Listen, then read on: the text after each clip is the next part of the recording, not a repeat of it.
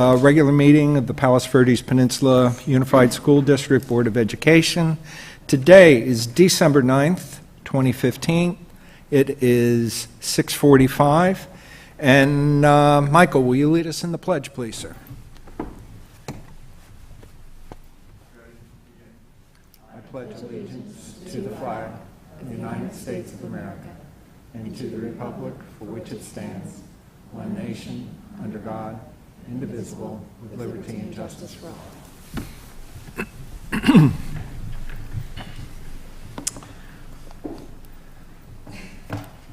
Okay, we have a couple of oaths of office to perform.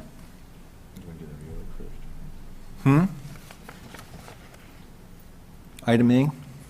Yes.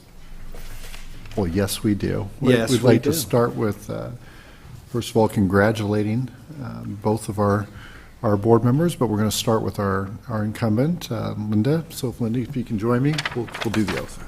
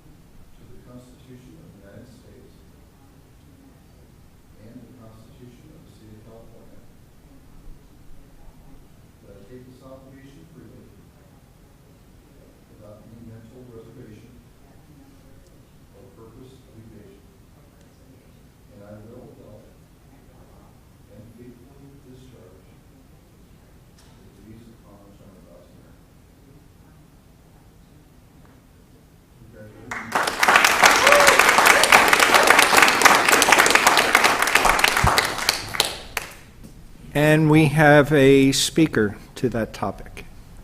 Lisa Jasek.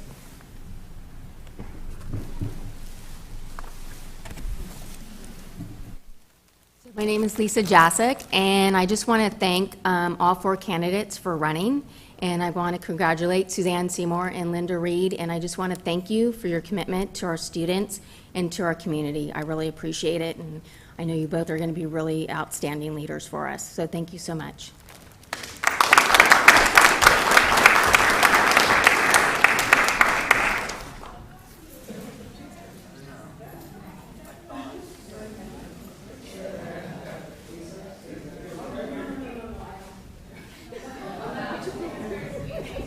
You're welcome. Thank you very much.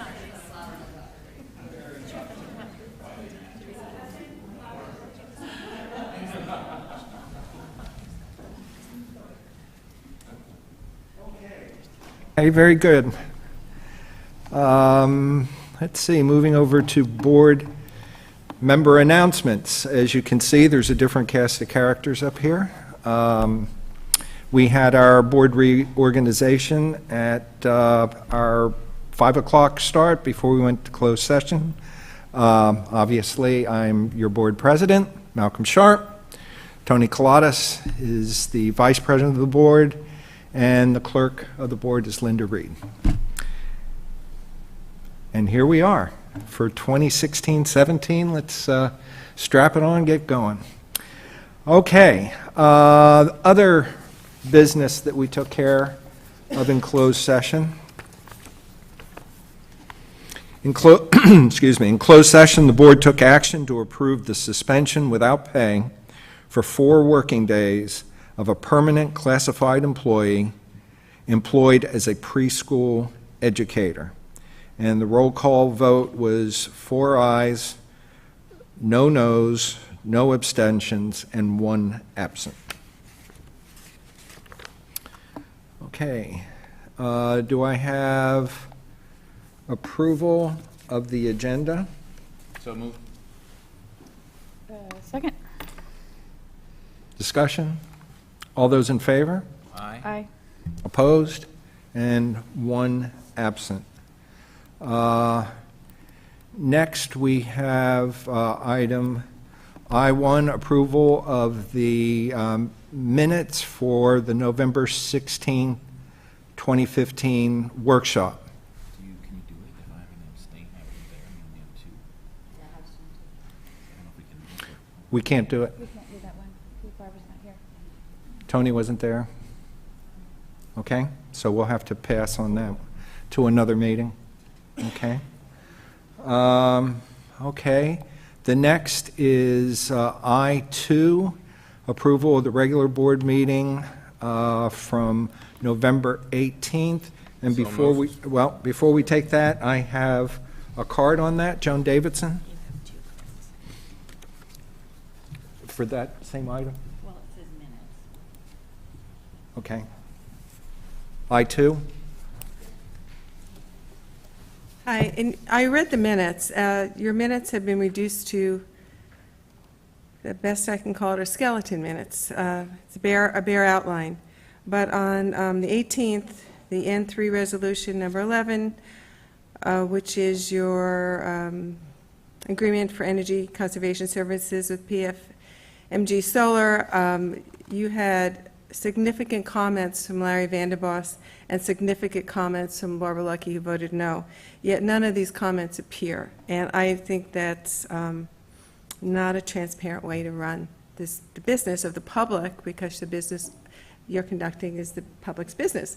So I would suggest, and I'm going to ask you to please keep this to the next meeting and insert the comments that were made, which are significant for the community to have forever.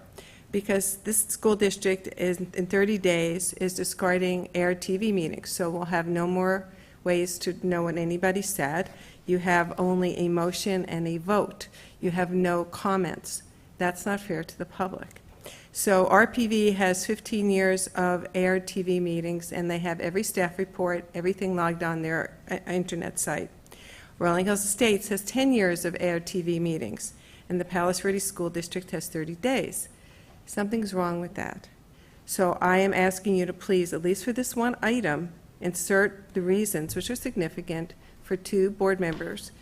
Barbara's unfortunately not here, but I think she would want that her comments be inserted, and I'm sure Larry would as well, because this is a multi-million-dollar, 25-year deal. Thank you. Okay. Do I have a motion for approval? You should have 2 cards or just 1 card? Well, I have a card that says minutes. Is it the same? Okay. Sharon Yarber?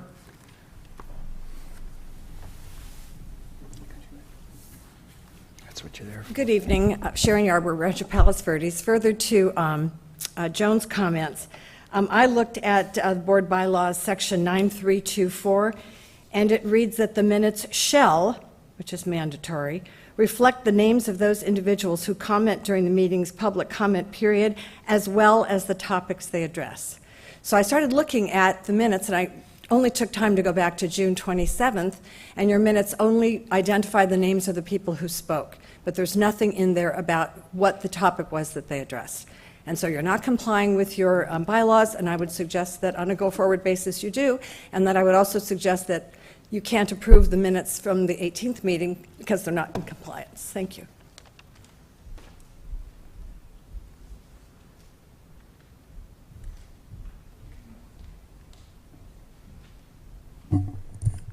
Is there a discussion you want to move? Let's first have a motion.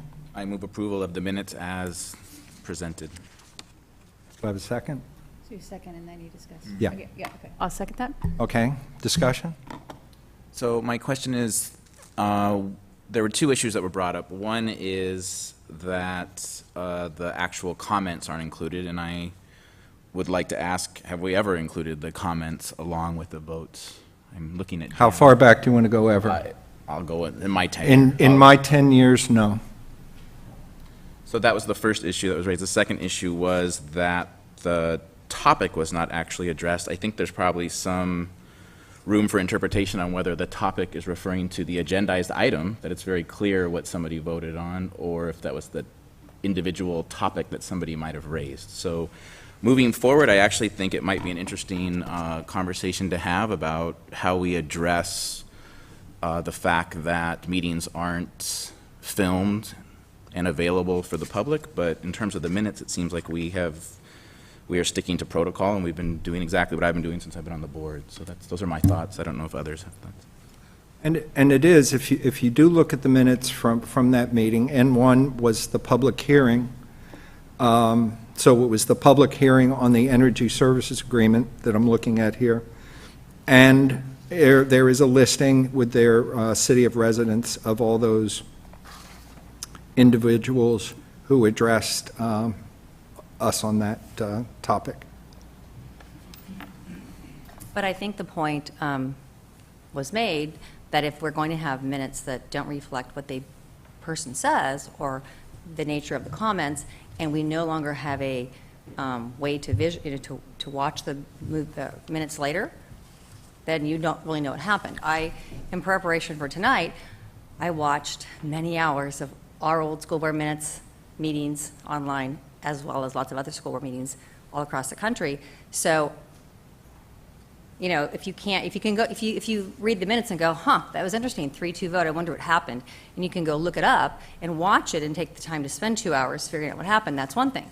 But if you go and read the minutes and you can't tell what happened because there's not really any detail, then the public, if they had any interest, can't really figure that out. That's what I took from that comment. I think that's legitimate.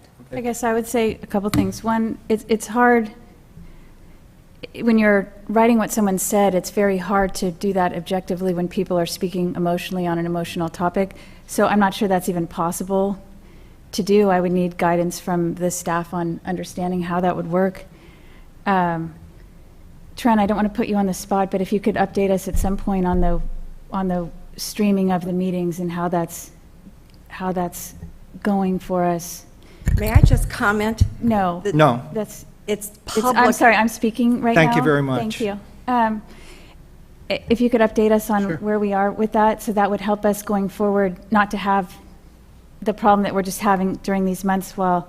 And I want to caution everybody, with this discussion, we're kind of going off Okay, you're right. topic. Okay. This is something, It's addressed. you know, we need to have an update at some point for the board as to where. President Sharp, Yeah.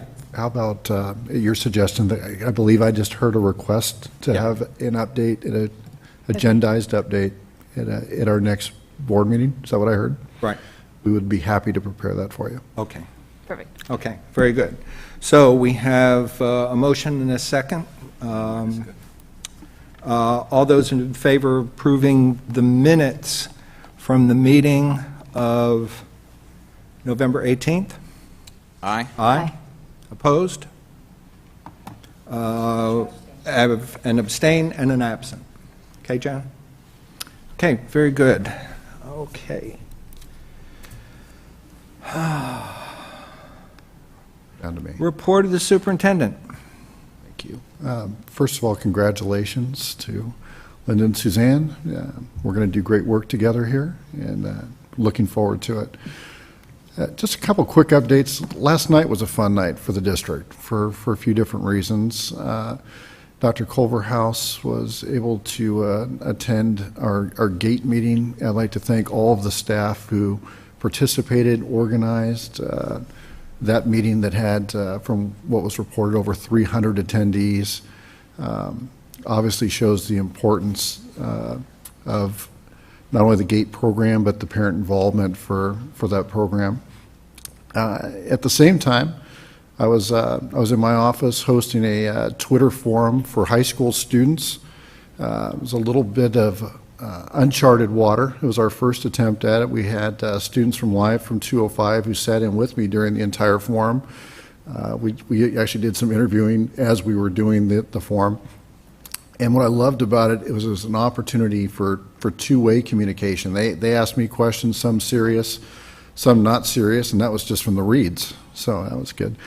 But it was a lot of fun. We limited it to an hour. I did a lot of research about what makes a successful Twitter forum, and we learned some things. Some things worked beautifully, some things worked less beautifully. But at the end, I did an interview with Live from 205, which will be broadcast to their students at Palos Verdes High School. And Nikki, the interviewer, asked if I was pleased with the way the students handled themselves. And my response was, if only our adults could do such a nice job as all of these students did last night in an uncontrolled, meaning that no one's sitting next to them, environment. They were respectful, they were appropriately funny, they were insightful. It was a victory. And she also asked me what I hope to get out of the night. And this I think is really important. I told her that I hoped that our students would model what can happen when you trust them to act appropriately. And when students don't act appropriately, which happens from time to time because they're school-age students, there is sometimes a reaction where people want to restrict, punish, unplug the internet, take away those tools, not engage with students or allow that freedom to engage. And I told the students, the more times we can do it and do it well, the better chance we have of putting better tools back in our students' hands and showing we can do this work. In fact, we should be doing this work. Very exciting. On our district Twitter page, gives stats for each 28 days. Our interactions right now with not only community, but the broader community, so they're not all PV residents, it's 55 to 80,000 impressions per 28 days. That's pretty significant. In fact, at the CSBA conference, which is the California School Boards Association conference, I had several superintendents and others in attendance come to me, introduce themselves, and say that they follow our district. They love the way we tell the story and are able to highlight things that are happening on our school. So I feel really good about where we're at with the use of social media. Next, when we were at the CSBA conference, we were able to celebrate with Peninsula High School for the Golden Bell Award, which is in the area of leadership. Over 400 students participate in the program, and I was able to attend the luncheon with their teachers and with Ms. Kress, and what a great group. They were everything that you'd hope for. And again, another reminder of how important it is to recognize great work. This group of teachers was praiseworthy, and we enjoyed every minute together. Finally, I think it's finally, yes, AYSO. And I was watching a recent city council meeting, and a comment was made by a city council member that our district has terminated the agreement with AYSO, and he asked for clarification. So I want to clarify here, and I've already contacted the city manager. There's zero truth to that. We continue to be in meetings with AYSO, but I need to start with AYSO is one of our strongest partners. It's a valued partner partnership. With AYSO, Little League are two of our biggest partners. In fact, you'll see something at the end of tonight's meeting involving Little League. That's kind of a positive thing. But I do want to just hit a couple quick things. There is an issue that we are working through with AYSO, and we are involving our attorney, and they are involving an attorney also. But that doesn't mean anyone's suing anybody. That means that we are involving attorneys to help us work through some complex issues. That's it. And it's no different than sometimes business partners having to have attorneys to help work through an issue. That's all it is. AYSO has attended meetings with us as recently as today, along with city representatives, and we feel really good about the direction we're heading together. I will definitely have some comments about our progress with online education courses and our solar project, but I will wait along with our community until those agendized items pop up on the agenda to speak to them. That's it. Thank you. And then part of that, the superintendent's report is our report on our elementary special day classes. So I'd like to invite Jessica Silberling up to the podium to share as our Director of Special Education and Pupil Personnel Services. And she's going to discuss with you tonight what is going on in our elementary schools with our special day classes. Thank you, Jessica. Thank you, Dr. Culverhouse and Dr. Austin and members of the board. So I'm here tonight just to share some information with you about our elementary special day classrooms, the current model, and our projected plan for the next school year. We've been working in collaboration with Dr. Culverhouse, both administrations and staffs, to work together to find a model that's best for our students and meets all of their unique needs. So currently we have 3 special day classrooms in our district, 2 at Rancho Vista Elementary School and 1 at Point Vicente, and you can see the breakdown in numbers and the grade spans of the classroom. The numbers of students who qualify for these services and these programs has increased in the last couple of years, and we've been monitoring the numbers and services to ensure that we can provide the best support to the students. But as the numbers have grown, it has created classrooms with a large grade span, and we really, as both school sites, have been working together to find the best solution for that. So for the 16-17 school year, we're looking at moving the classroom from Point Vicente to Rancho Vista Elementary School in an effort to provide classrooms with a smaller grade span and resources for the students. We've been working with both Ms. Hadley and Dr. McDonald to ensure a smooth transition. Beth has done an amazing job working with her community and contacting the parents, and we're confident we can do this smoothly. And because the same teacher is moving, it is familiar for the students, so that will help with the transition, as well as a speech therapist that knows the students quite well. But the ultimate goal for the movement is to really streamline the use of the new research-based curriculum we've been using that I spoke to you about when we talked about the transition program, as well as to decrease the span of the grades in the classroom. It optimizes support for our DAS providers who are often itinerant, with these classes being all one campus, minimizing taxi routes because of the end location around the hill being in one centralized location.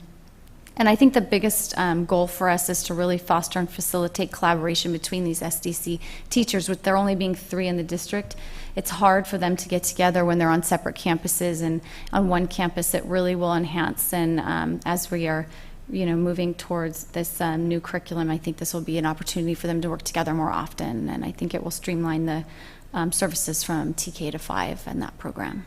So, is there any questions? Could you, for those who may not be aware of what a special day class is, could you give us a in bridge? special education, there's a continuum of services that we provide to students based on their unique needs. And that can be anywhere from, small supports in a general education setting, which is a typical classroom, to a smaller setting where we can address different types of life skills and individualized academic supports. So a special day classroom is going to look like a smaller environment where we can provide intensive supports to students who have really unique needs. Excuse me. What's our, offhand, do you know our current population, TK5? It's on the slide here, so you can see in the special day, or all together, or in the special day classes, yeah. Okay, Just SDC, or are you interested in total? so for SDC, it is 38. Right. That's just at the elementary level. This doesn't count our intermediate and high school and our transition programs, nor our Okay. preschool students, so. Okay. All right, Tony? Any others directly? Why don't you go ahead? I just want to say thank you for doing this so far in advance, so that there's a lot of preparation time, because I understand that just the more I learn, the more I realize that getting information out to the parents is critical in planning so far ahead, so I just want to thank you for that effort. In similar lines, it's not really a question, kind of a request. I would be curious in some future meetings about what we might be doing with that space now at Point Vicente. My understanding historically is Point Vicente and Lanada Bay are both have some of the lowest enrollment, so I'm just planting a seed, and we can come back to it later date. Thank Okay, you, Jessica. anything else? Okay, so that's conclude your report? Yes. They don't have to. Very important. I can tell they're like, what? Very important report from the board table. Okay, that's okay. That comes first, your kids. Okay, Michael, what's happening at Peninsula High? And if you have time, what's happening in Sacramento, man? Okay. So I haven't been here since the last week of October, and like usual, a lot is happening. So the first week of November, our Plus leadership team put on Yellow Ribbon Week for our school, which is essentially a suicide prevention and awareness week. And we had kindness grams for sale in the amphitheater, and those were delivered to the students' fourth period class at the end of the week. And there was also this kind of tree in the amphitheater, and you could write like a nice note on like a leaf and then pin it up, and that stayed up there for a couple weeks, and that was really cool. And then on November 13th, Service Learning Leadership partnered with Plus to put on a World Kindness Day, and when you came to school, every single locker had like a Post-it on it with a nice phrase, so they must have been there a while because there are a lot of lockers at Peninsula. On November 16th, we had our early signing ceremony for athletes who have already committed to playing a sport in college. We had Enna Shibahara, who's going to be playing tennis at UCLA, Sarah Katab, who's going to be playing tennis at UC Riverside, Corey Rasmussen, who's going to be playing volleyball at the University of Delaware, and then Anna Stockstad, who will be part of the crew team at the University of Minnesota. So that was really cool. Their parents came, all of us, we took pictures of them, and we just honored them for playing their sports in college. On November 20th, Link Crew hosted Freshman Friday, and this was right before Thanksgiving, so their incentive was to come and get free pie. And then also, they got to throw pie at their Link Crew leaders, which was fun for all of them. Probably not the Link Crew leaders, though. The Tuesday before Thanksgiving, ASB hosted its nighttime prep rally, and this was to honor the senior athletes. It consisted of a senior athlete dance-off, a teacher versus senior athlete handball match, and a class competition. And the whole school was really excited because a year ago, ASB decided to stop doing nighttime pep rallies and to just do them during like extended lunches.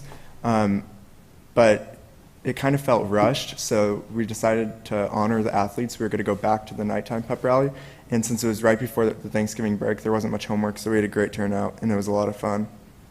And then I'm going to talk now about kind of our Willenberg partnership we have. So I have a little excerpt that Ms. Pollock gave me. So for over 40 years, students from the Willenberg Special Education Center in San Pedro visit our school and present a holiday program for our students. Our students then visit their school and present a holiday program featuring various performing groups on campus. ASB and Service Learning Leadership provide gifts to every student at Willenberg and create a very gratifying experience for all that are involved. This year, Willenberg students came to Peninsula High School on Wednesday, December 2nd. Each student was paired up with 2 Peninsula buddies and were shown around the school campus. The Willenberg students then presented their holiday show in a student-packed gym during lunchtime. It was a great experience for all who attended. Today, Peninsula High School visited Willenburg for the entire school day, and there were approximately 300 students that attended this event. It consisted of various dance teams, leadership groups, and volunteers that performed for all the students of the school. This is a great tradition that we have at Peninsula and is one that we both look forward to each year. And it's just a great opportunity to see how excited the students are when they come, and we get to show them around the different classrooms. Like, we'll knock on a door at one of our favorite teachers, and we'll walk in, and they'll say what they're performing at the holiday show, and it's just a great experience for all of us. And then Thursday, December 3rd, we had over 40 private school shadows, and each student was paired with a 9th grader. And shadow days are really important because when a student goes to orientation, especially coming from a private school, which they haven't been with like the same students all throughout, it's kind of a difficult choice for them. And so shadow allows them to see what a typical day is like rather than like the orientation where it's more of a production. And so I think it's great that the students get to have that experience before they go. This past weekend, what Dr. Austin said, our leadership program, consisting of ASB, Link Crew, Service Learning, Leadership, and PACM Plus, was given the CSBA Golden Bell Award at the CSBA conference in San Diego. This is a prestigious award given to exemplary California education programs, and it's a tremendous honor for our school and district, and we're all really excited about it. I know right now they're like passing around the bell between the different classrooms, and the students are all taking pictures with it. And it just shows how important it is to have a leadership program that doesn't just target one group of kids, but allows an opportunity for every kid that wants to be a leader to have a leadership opportunity. So right now around campus, we're all really excited for our break. And starting tomorrow, a lot of the early decisions come out for the seniors tomorrow and up until break. And so it's kind of a lot of nervous energy, but we'll see how that goes. And then regarding Sacramento, Just, I put you on the spot there, Yeah. but I want to exploit the fact that you are a voting member of our State Board of Education, and, I can only read things that I pick up through the... okay, so right now, what's really big is we have to adopt the LCFF and LCAP evaluation rubrics. And I think when they initially started the process, they didn't realize how hard it would be to actually have like a rubric to go off of.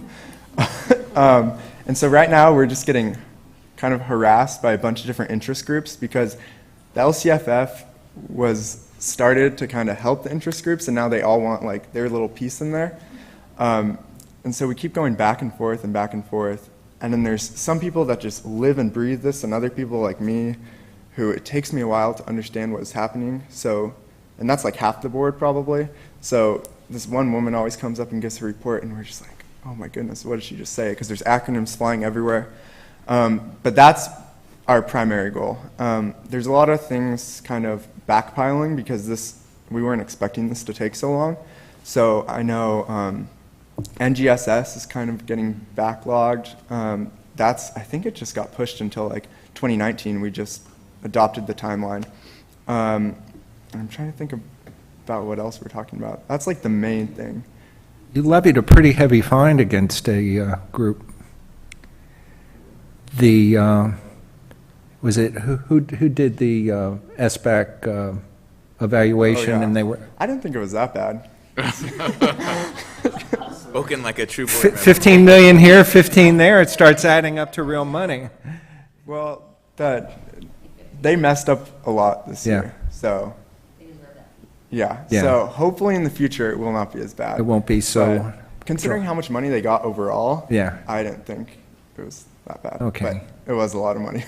Okay, all right. And then I'm trying to think about what else is happening. I think that's it. I Okay. think we're just running into a lot of problems, especially because we deal with all the charter schools. Right. Without our API score, we can't really compare them. So we don't- When's the next meetings? And January 13th through 14th. Gotcha, okay. Well, we really appreciate your service on that. Thank you. And I hope you're finding it a worthwhile Yeah, experience. it's interesting. It is. It's a lot of work, though. Are you checking the mail tomorrow, or are you a year off? What's the For early decisions? mine has actually, they haven't even announced when they're gonna announce it. So Good I'm luck just when kinda that comes. Waiting. Thank you. They said sometime next week, so it'll be tough to sleep knowing that it's going to be coming. Thank you.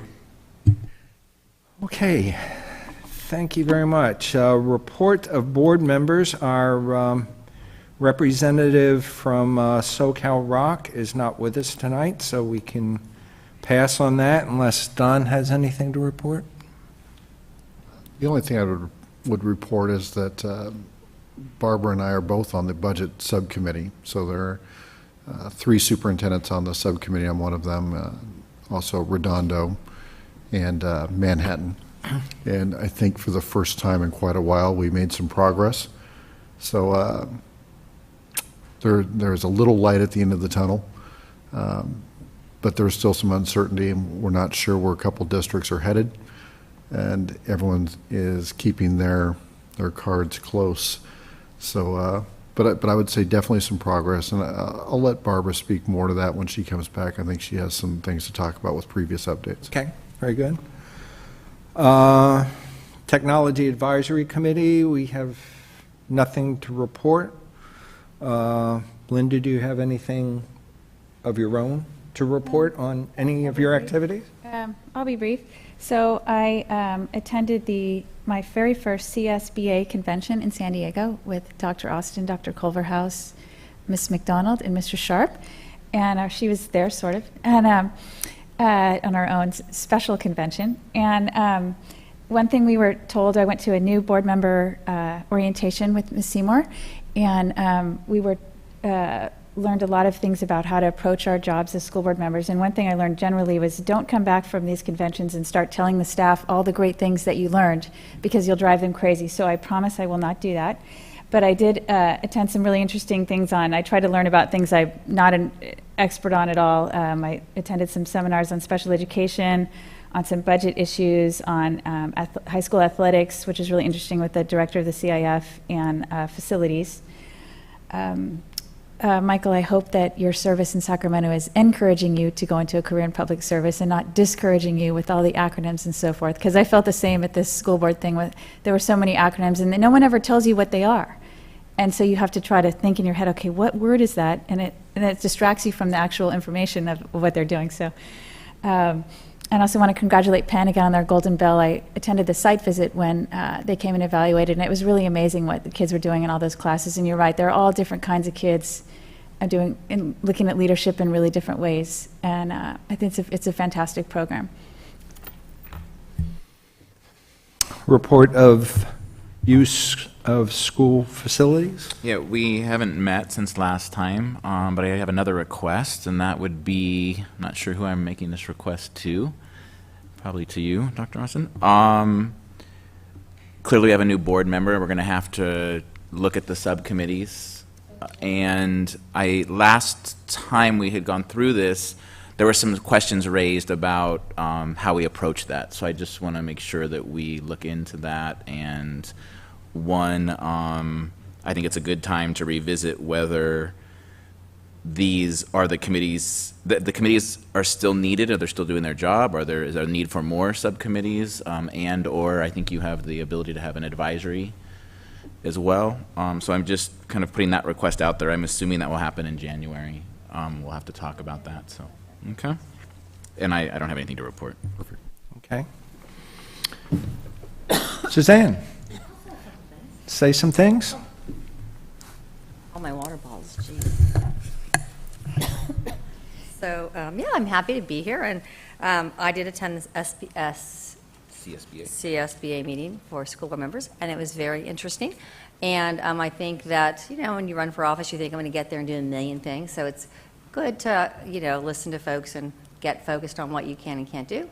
I do hope to get invited to, a lot of different things in the district beyond the, the events at my kids at the schools where I have children.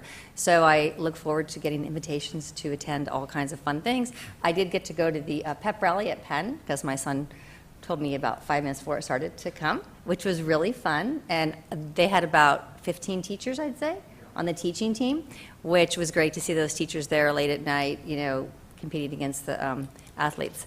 So I am happy to be part of the board and to spend the next 4 years doing the best work I can for the students and the parents and the community at large. And I intend to listen to lots of ideas and issues, and I will be, I do post on my Suzanne Seymour school board member Facebook page, so I'll be posting like different events that I'm going to, so people can run into me and talk to me, besides when I'm running down the street or at the grocery store, which I'm already thinking is a lot of fun. Thank you. Yes. A lot of work goes on at the produce section of Rouse. Yeah. Pavilions. Pavilions is big. It really is interesting. Yes, indeed. Okay, yeah, so I spent part of last week in San Diego as well at the California School Board Association meeting. My participation seemed to lend toward trying to understand political climate in the state, especially going into 2016. And a couple items were big buzz in San Diego. One had to do with the $9 billion bond, state construction bond for school facilities that has qualified and will be on the ballot in November.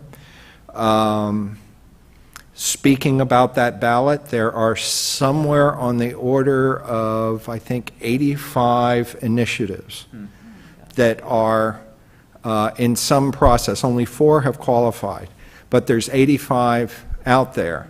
I went to one session where Jack O'Connell, the former state superintendent of instruction, spoke, and he's telling people that when you go to vote next November, take your lunch, because you're going to, it's going to be a pretty extensive ballot that they're estimating.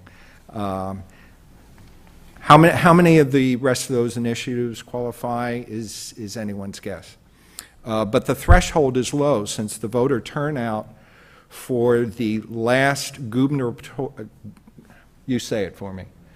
When Jerry Brown was reelected, the turnout was so low, and the number of signatures you have to get to qualify initiative is based on a percentage of the most recent gubernatorial, I sound like George Bush, gubernatorial election. So that's a low threshold, so it's Katie bar the door with that. So the other big buzz was about the extension of Prop 30. There are 2. There was some buzz toward the end of the convention that the 2 had merged into one. Has that? They were going to merge. Has that happened? There was a proposal to extend Prop 30. That was the, did 2 things, raise the state sales tax, and then, which is currently in effect, and raised the amount of tax for higher-end taxpayers. And that was set to expire, and the governor wants it to expire. The governor also doesn't want a school facilities bond. He's not getting his way on that one. But he did not want the Prop 30 to be extended. It looks like there is now going to be one initiative that's going to be sponsored by California Teachers Association, and I think it's the State Employee International Union, and maybe there's a health care component in that. But they just recently combined it, so they're back to square one, where they're going to have to go out and get it's somewhere on the order of 560,000 signatures to qualify.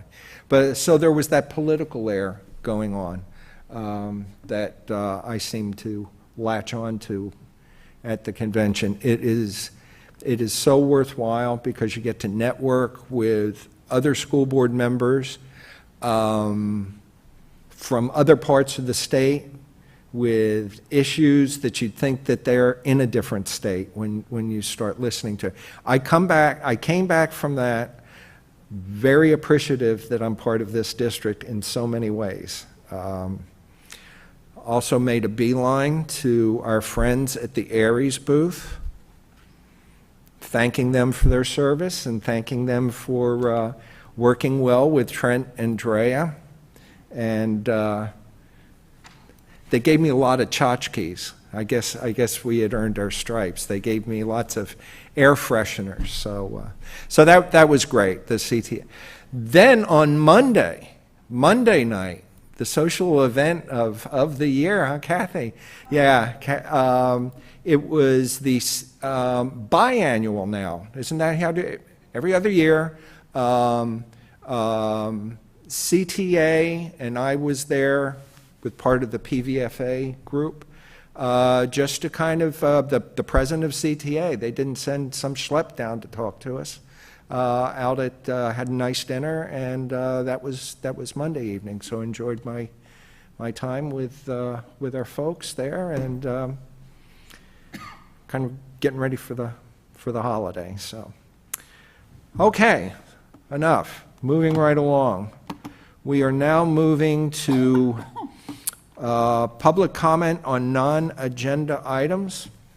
And I will remind the public you will be given an opportunity to address the board at this time on topics not listed on the agenda. Remarks shall be limited to 3 minutes per person, and oral communications will be also limited. The board cannot engage in public discussion during this portion of the agenda due to the Ralph M. Brown Act.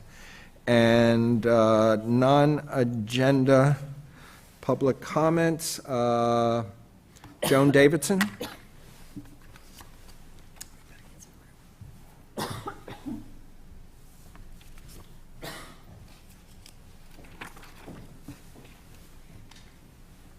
They're having great concerns about the dirt that was dumped at Ladera Linda and the big mound that was there. And I'm very involved with the environmental world. I know a lot about the environmental laws. So I am putting in a public record request that I'm making publicly to be very clear. I would like to see the manifest of who dumped the dirt. I'd like to see the contract of the company who dumped the dirt. I'd like the name of the trucking company who dumped the dirt. I'd like to know who was paid to dump the dirt, and I'd like to know where else it was dumped. If this dirt has lead in it, whoever dumped that dirt has endangered every child in this district. That's number one. Number two, not to depress anybody, but I went to the, let's see, there is a Torrance Refinery Action Alliance. Last February, there was a huge explosion, and not the first, at the Torrance Refinery. I'm sure you're aware of it. You saw it on TV. It was the ExxonMobil refinery. That ExxonMobil refinery is listing that it has 5,200 pounds of hydrofluoric acid. But in fact, it's been found to have 50,000 pounds of hydrofluoric acid. So there's what they call the kill zone. We're in it. So that if this explodes, and it almost did, a piece of the refinery equipment flew hundreds of feet across this refinery pad and came within 100 feet of the hydrofluoric acid tank. If this blew, it's like imagine mustard gas across the entire South Bay. So I am engaging the Sierra Club to become involved in this. A lot of people already are, including Connie Sullivan, who's the head of the Democratic Party. I want to make you acutely aware of this because this is dangerous. The EPA is coming down to have 3 meetings. It would be great if a board member came to one of these meetings. One will be at the Torrance Library on the 16th, and I will be there. But you guys have to get engaged and aware of the danger because we're not near the Torrance plant doesn't mean we're not affected. They call it a gas that's going to hug the ground, and there's no other way to protect yourself unless you have a gas mask. It's really it's very dangerous, and this plant has been having explosions for a very long time, and they're trying to sell it now, which is even worse. Last but not least, I'm going to ask you to please put things online, including staff reports and the audit report that they're talking about tonight. Without things online, the public there's no transparency. So I'm asking you to please put this stuff online so everyone can see it. Thank you. And the full report. Thanks.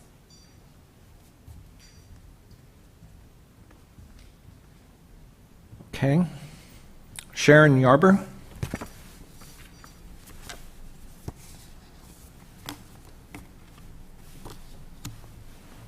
All right, so now I'll try to clarify, just to make sure you all understand what my prior comment was.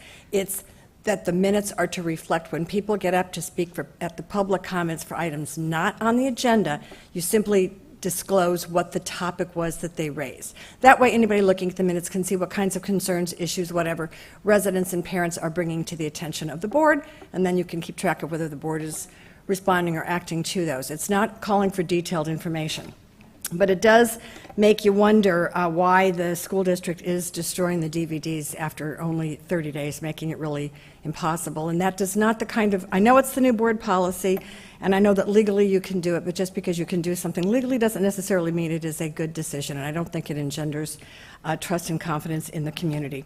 I wanted to talk briefly about the October 28th meeting. There was some, for those of you that were here, saw that Larry Vandenbos had some concern about whether or not you could take action on a non-action item, at least originally, that was under category M with regards to the contract with the panels. And there was a commentary, thank goodness I have the DVD so I could see it, that said that the online agenda had been changed. But I'd like to find out when that change was made, because you're supposed to give 72 hours notice on the agenda, and I don't think it was, because the agenda that was passed out did not have the change to the agenda that was made to have a motion, that recommended a motion to direct staff to go back and negotiate a contract with Silmus and bring it back. With regards to the meeting on November 18th, I thought, and I'm sorry, on October 28th, I thought it was interesting also that there was conversation as to why no panels were contemplated at Malaga Cove, and I've been told that the reason is because there isn't sufficient need here. But in fact, if you watch the DVD, you'll see it's because the campus is too beautiful, and the neighbors in this community would put up too much of a fight, and it wasn't worth the fight, which leads me to believe that there's an acknowledgement that a lot of people might find these not too attractive and might object in other communities as well, and I don't think deference should be given to the people in Malaga Cove. By the way, you've kind of bled into an agendized item. We were going to be talking about the solar project Tonight? tonight in I'm sorry, I didn't see that. I can come back then if need be. Q2, thank you. Yeah, Q2 update, Q2, yeah. Okay, well, I'll Update come- on energy conservation projects. So Can I come back I'm then? going to have I'll to cut you talk off to about that. Go All right, ahead. but then, the other thing that I wanted to point out was it was unusual, and it was acknowledged to be unusual, the process by way that the item was presented at that meeting. Public comments were taken first, then there was the staff report, and then there was the Yeah. presentation. Why don't we talk about that in the would that be covered in the update? I'm just talking about Dr. process. Austin? I'm not talking about what you did. I'm just talking process. At that point, President Sharp, any questions, you can direct us to respond when we get to that item. Okay. And we can cover things that Yeah. are in that area, but we cannot do that right this minute. Right. We cannot respond at all on a non-agenda, so it's to your I know. best interest to keep it on the agenda so we can respond. Yeah, Right, I then- can just change, Well, I'm I not can just precluded change from coming your, back, am I? I can just change your card to Q2. You're off. Well, Right. I can do that as well. All right, I'll be back. All right, let me change that. All right. Because then we'll be told that we responded to a Yeah. non-agenda item. So Yeah, NOPQ. Very good. Okay, let me get us back on track. We are on the public comment on open session agenda items. We will take them as we get to that. And we are now at N1. And Joan, you wanted to make a comment on the online courses. Do you want to wait till the presentation? All right, question? I think it's in your folder. No, we don't have it. We don't have one in our folder. Never mind. And you probably will cover this, but maybe not. Well, two questions. One is, are the teachers in the district going to be in jeopardy of losing their jobs over online classes? Because I am a teacher, and I'm curious to know, and I think other teachers would be like to know that. And I don't understand how it has no financial impact, and will it be in the summer only? Those are my Okay. questions. And I think those can be We'll take it addressed. from there, right. So I'd like to invite Kim Fricker and Mr. Webster and Ms. Shirley to the podium. As you know from our, the goal of our division is to provide the board with an update each time to talk about the initiative to implement the online courses. And we're at that stage right now where we are bringing the experts to the podium. Not that Dr. Fricker is not an expert, but our teachers from the classroom. So I'm going to turn it over to Dr. Fricker. Thank you, Dr. Yes. Culverhouse, Dr. Austin, and members of the board. It is a privilege tonight to keep the discussion for our online program ongoing. And just to give you an overview of the online process to date, we did have a committee that was formalized, and it did consist of teachers from all of our high schools, as well as site and district administrators, our parents from our community, and members of the Education Foundation and PTSA. That committee was charged with analyzing and looking through vendors who could provide a solution for our district. And 2 vendors were in the final selection. And from this point on, we are looking at the costing out or the pricing of their product and what components of their product would best fit the needs of us in the district office. We are furthermore providing reference checks, looking at districts who have these 2 products within their districts to see their satisfaction level and how they're implementing these products within their district, so that we would have a better understanding of what that would look like within our own when we put the online program in place. From that point on, we are looking at our summer school program, as this would be a tentative pilot time to have a limited pilot to see what classes we would offer and how they would service the students of the district. We have honed in on the social science courses to be a primary area for us to implement courses, as the previous data showed that the majority of our students were selecting online classes in external locations in the social science area. So that's a natural selection point for us. And with that, I would like to introduce Ms.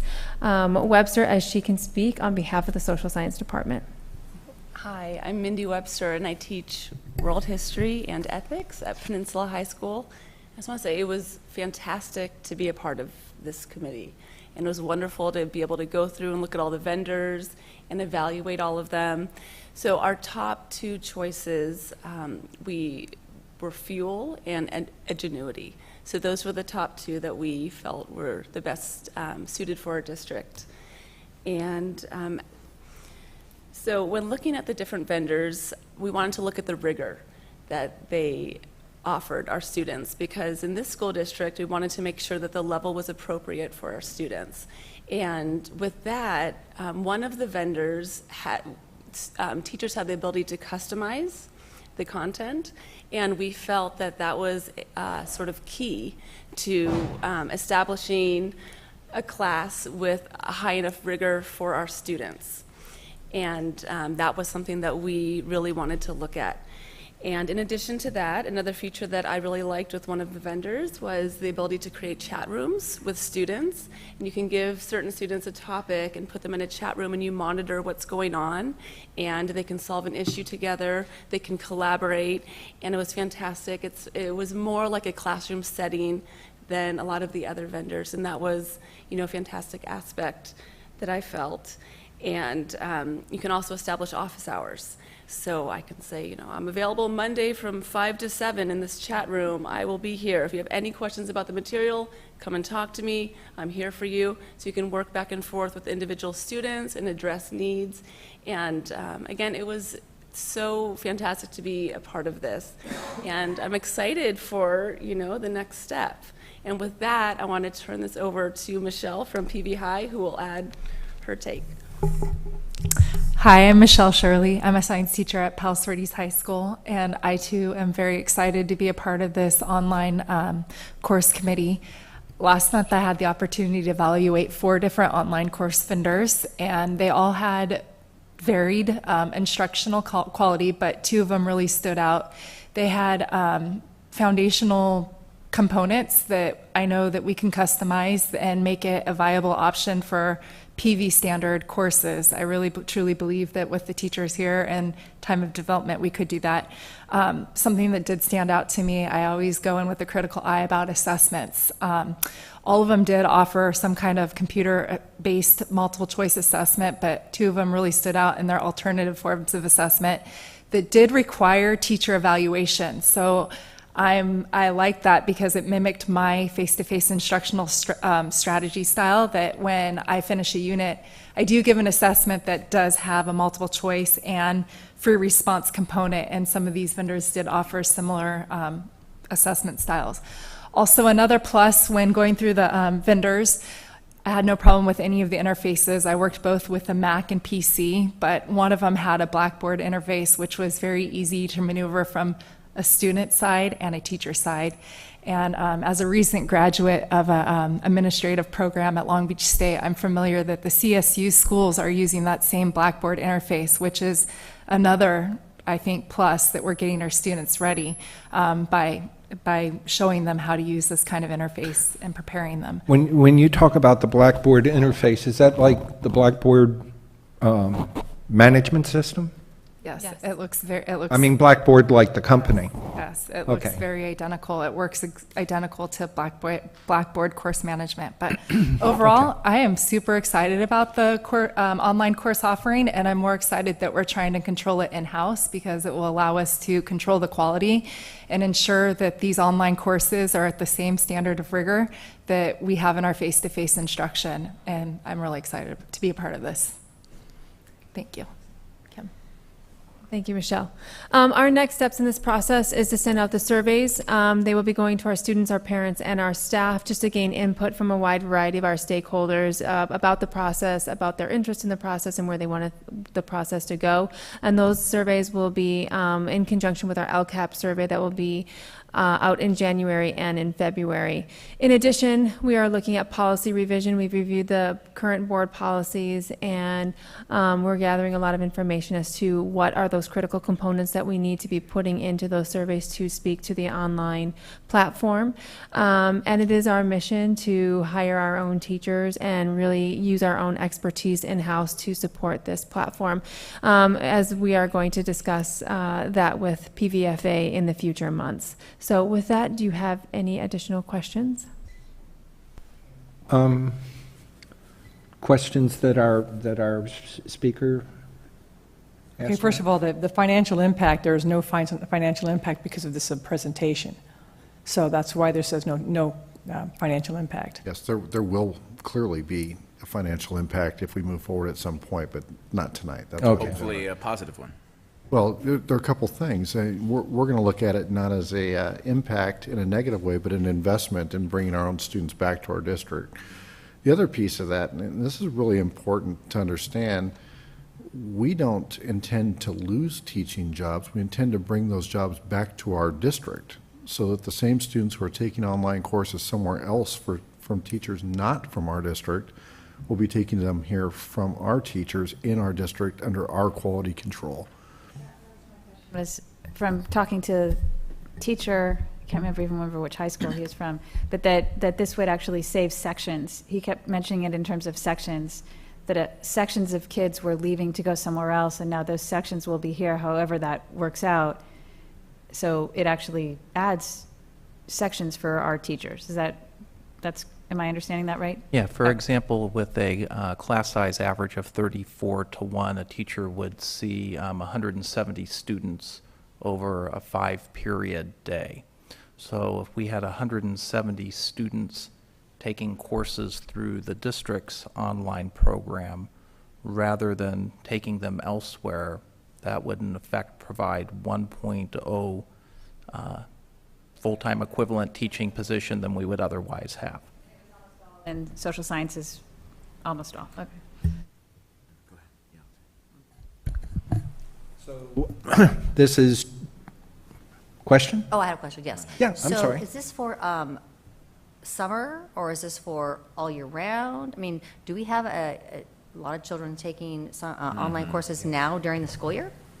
We don't have very many students taking online courses throughout the school year. There are certain situations where we need to have students take an external course. For example, Rancho Del Mar does not have a world language component to their program. Some of those students who are meeting the A through G requirements will take them in an online environment, but it's a very small number of students that do that throughout the school year. The majority of students do take them during the summertime. And we are ready with this process to offer a pilot program in the summer and then evaluate that process to make decisions moving forward. So we're not talking about giving our students the opportunity to say, I'm going to take this in class, I'm going to take this at home, like they do in college. We're not doing that. Well, Yes. at this point in time, we're just evaluating vendors and selecting an option that works for our district. Once we roll in the pilot program and do some reference checks to other districts, we will see what type of program are available, and then the committee will reconvene to determine what programs we want to offer from that point on. Okay. For the, are you done? For the purposes of the pilot, will it only include students from our district, or will it include others? Right now, we're just the surveys will be geared towards students in our district, and that's where we're going to get the interest of which courses they want to take. And then offering those courses, we will obviously service our students from this point forward. Just in the pilot will be very limited in scope and offering probably 1 to 2 classes only. And that will be next summer? That would be this summer coming up in 2016. Yeah, I wanted to commend your team and all the teachers. Please share with them. One, I'm really excited that the teachers are part of the process. I teach online courses at the university level, and the fact that you are part of the process now is really helpful, because one, you're going to be able to flag things that others aren't, and two, as you're crafting it, it's also going to be really beneficial for the students. And with that, I want to really commend you, if I didn't say this already, on your pace. I think this is a really good pace. It's fast enough where I think it's urgent enough that we made a goal at the beginning of the year that we wanted to have a pilot in the summer, and it seems like we're on that. I don't think we're going too fast, but I think if we went any slower, we literally are losing hundreds and hundreds of students in the summertime to others that we frankly don't know what kind of quality they're offering. So I just want to commend you and keep it up. And Thank you very much. Can I say one more thing? So Yeah. my other issue on the online courses of the students I know that take online courses mostly in the summer is that, it's mostly an on-your-honor system when you take an online class. So I have a huge issue with that. I think at 14, 15, 16, we need to have a little bit tighter grasp on actually that the students actually take in the class on their own. That's one of the reasons we want to rein it in and Right. be, I Yeah. gotcha. I'm just saying that's Yeah. just the reality of, right, you yeah. know, leading the the world we live in. I'm assuming we will be hearing about this regularly. Yep, so on January 20th, we'll be prepared for another update Another update? when we come forward.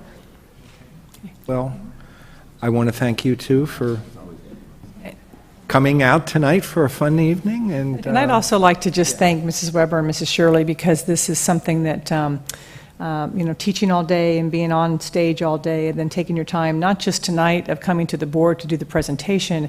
There was a lot of prep work in preparation in what it was that we wanted to present and honing it into those key components. And so I just want to thank Mindy and Michelle for your time and your dedication for this process. Really appreciate it. And also Dr. Fricker, thank you.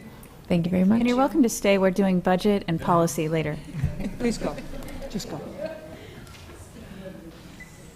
Thank you.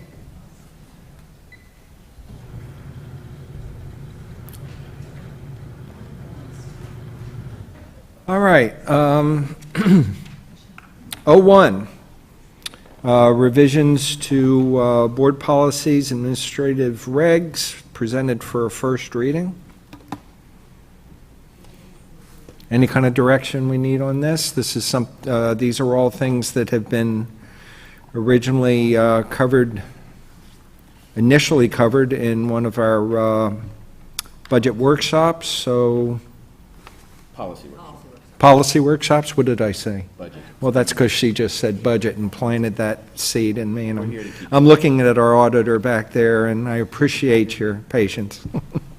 Yeah. I don't have any. Anything about those, Linda?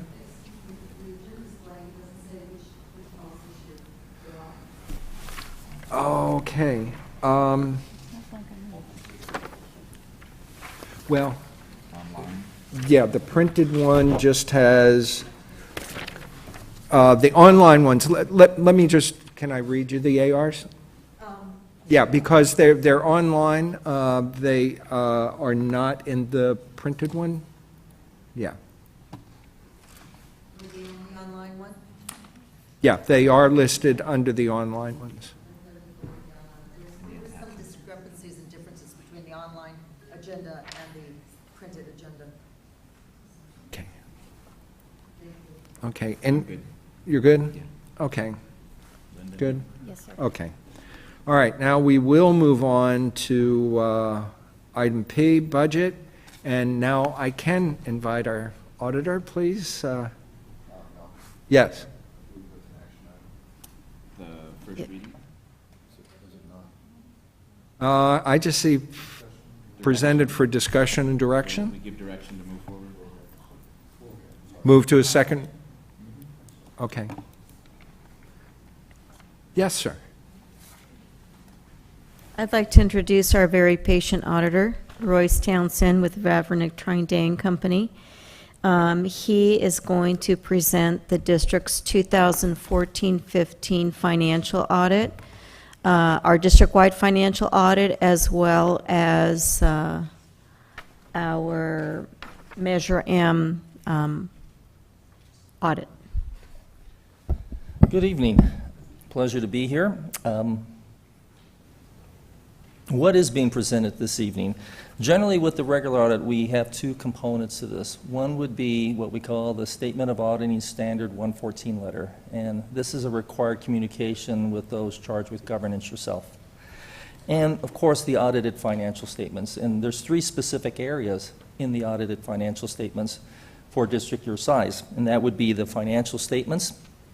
That would also cover federal compliance, based on you receiving federal monies, and that would also cover state compliance as a result of you receiving state monies. So let's just, for a moment, just talk about the SAS 114 letter, and it's really intended to encompass the outcome of the audit, save for two important exceptions, and really these exceptions have no place within the body of the financial audit itself, and that would be whether or not we had any disagreements with your business management or difficulties that we encountered during the course of the audit. And to be honest with you, while we don't have, and we don't have those here, I just want to make sure we're clear on that. While we don't have this very often to be the case, when we do have this to be the case, it's usually pretty problematic. So, and it usually ends up in us altering the audit opinion. So let me talk about that. What is the audit process really all about? Well, it's really about providing reasonable assurance about whether the financial statements are free of material misstatement, and that's in direct contrast to total assurance. Total would mean that we're obviously looking at every single transaction, and that's not what this sort of audit is. That's really more related to what we call a forensic audit. We do offer an opinion. What that really means is that everything within the audited financial statements is your information. The only thing that's really the auditor's is the opinion to those financial statements. The highest level of assurance that the audit can provide is what we call an unmodified opinion. So when I go through the course of this, that's the term that you want to hear. Anything less than that, then you really want to ask some questions. Now, the process is risk assessment. That's really what it's all about. We look to see where we believe risks exist, and then we always start with the internal controls that support those numbers.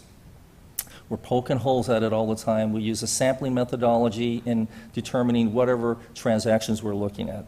So with that said, let's talk about the audit report. One page in the audit report is probably the most important page for you to look at, and that's the summary of auditor's results. That's on page 91, and it encompasses the outcome of all three of the specific areas that I spoke to: financial statements, federal compliance, and state compliance. As it relates to the financial statements as a whole, we believe our financial statements to be free of material misstatement, and we have an unmodified opinion. We did not identify any significant deficiencies or material weaknesses that raise to the level that we would have included them within the body of the financial statements. The federal compliance, also an unmodified opinion. We had a couple programs that we had to look at based on the dollar amount of expenditures. And then lastly, the state awards, state compliance specifically. Once again, an unmodified opinion. Now, with that said, we do find areas where we do believe the district can improve its processes. We tend to call these control deficiencies, and they begin on page 97. Now, the second page that I think is really important for a governing board member to look at is the schedule of financial trends, and that's on page 77. And why I say that is trends are everything when you're looking at the fiscal stability of a school district. So you want to see how you're trending over a period of time. And this schedule is the only place in the audit report where you have 3 years' worth of information, plus what we call the out year, which is the year that you're in right now, the budget year. So you do want to spend some time whenever you have an audit report and purview this to see what sort of trends or how your district is trending. To the past 3 years, this district deficit spent, while you're projecting an increase in your ending fund balance for the current year, a budget is a dynamic number. It's not static. It will change over the course of time. The most important number probably here to look at from a trending standpoint is your average daily attendance. That's a big component of your funding model, and it has been declining over the past few years. What's new about this report this year, you may have been hearing the term GASB 68. What GASB 68 addresses is the net pension liability, and what that is primarily is the liability that you provide your employees. In years past, that liability has not been included within the body of your financial statements, but it is this year. So beginning this year, you'll see this number and you'll see the impact to you. On page 13 of the audit report is probably the easiest way to kind of take a look at that number.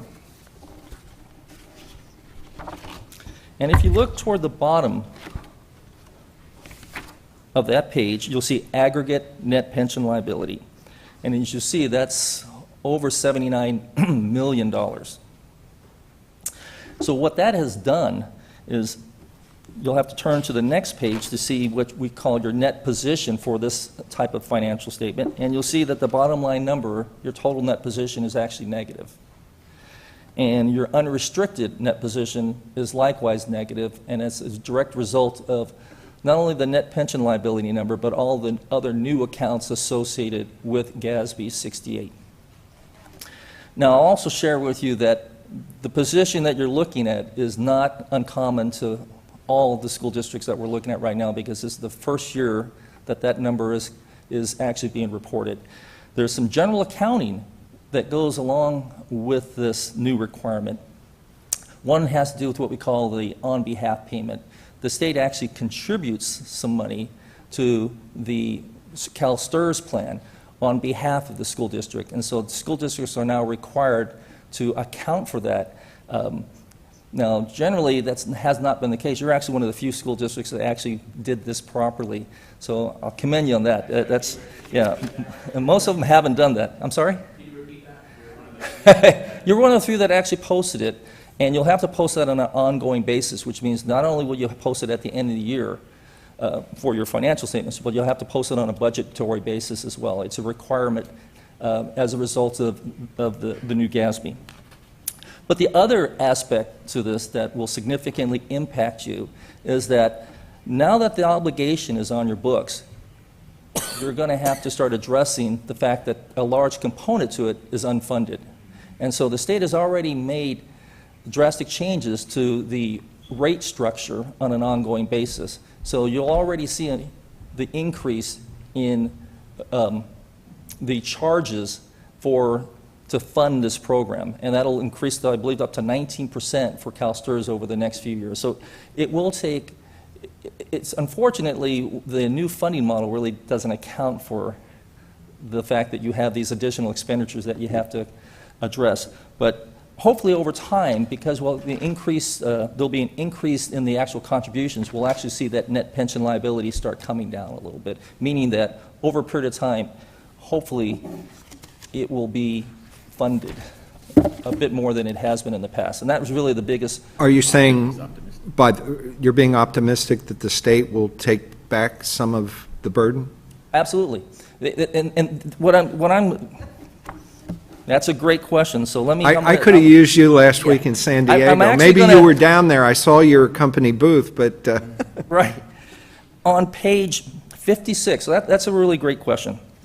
On page 56, as specific to the CalSTRS program, because right now there is no contribution by the state to the CalPERS program, you'll see that the district's proportionate share of that liability is $58 million, but the state also, because they are contributing on behalf of school districts, including yours, they're actually recognizing $35 million of that.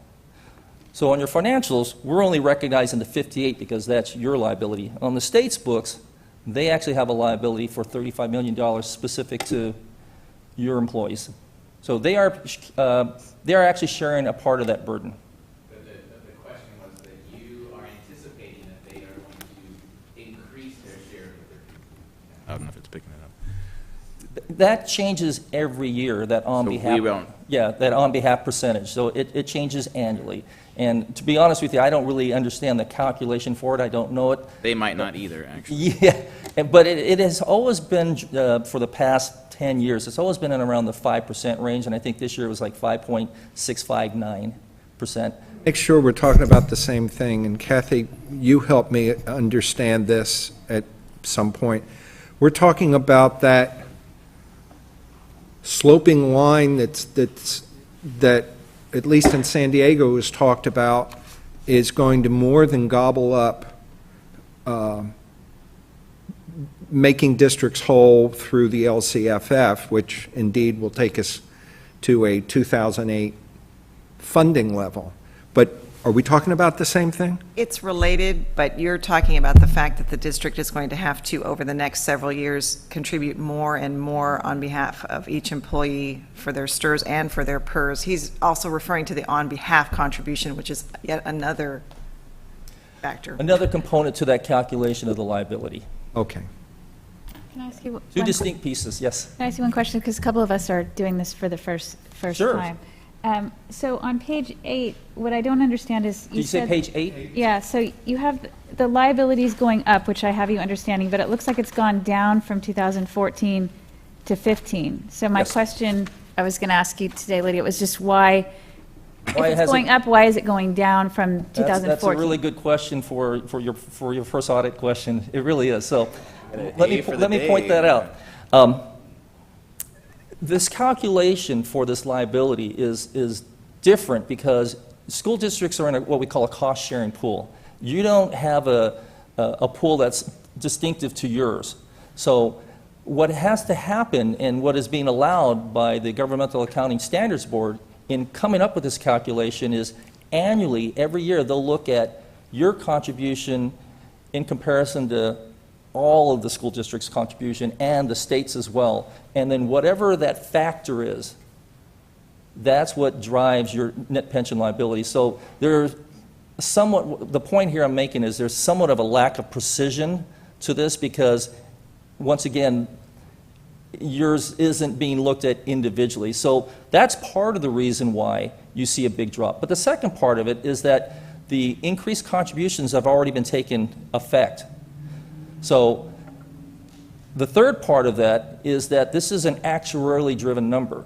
So what that means is the actuaries for CalPERS and CalSTRS will go in and they'll look at the population of employees, they'll look at the demographics of those employees, life expectancy, on and on and on, and then they'll make that calculation. So it's all over the place. Now, I do believe because of the increased contributions that the thought process is that should be trending downwards, and so I think we've seen the first year of that.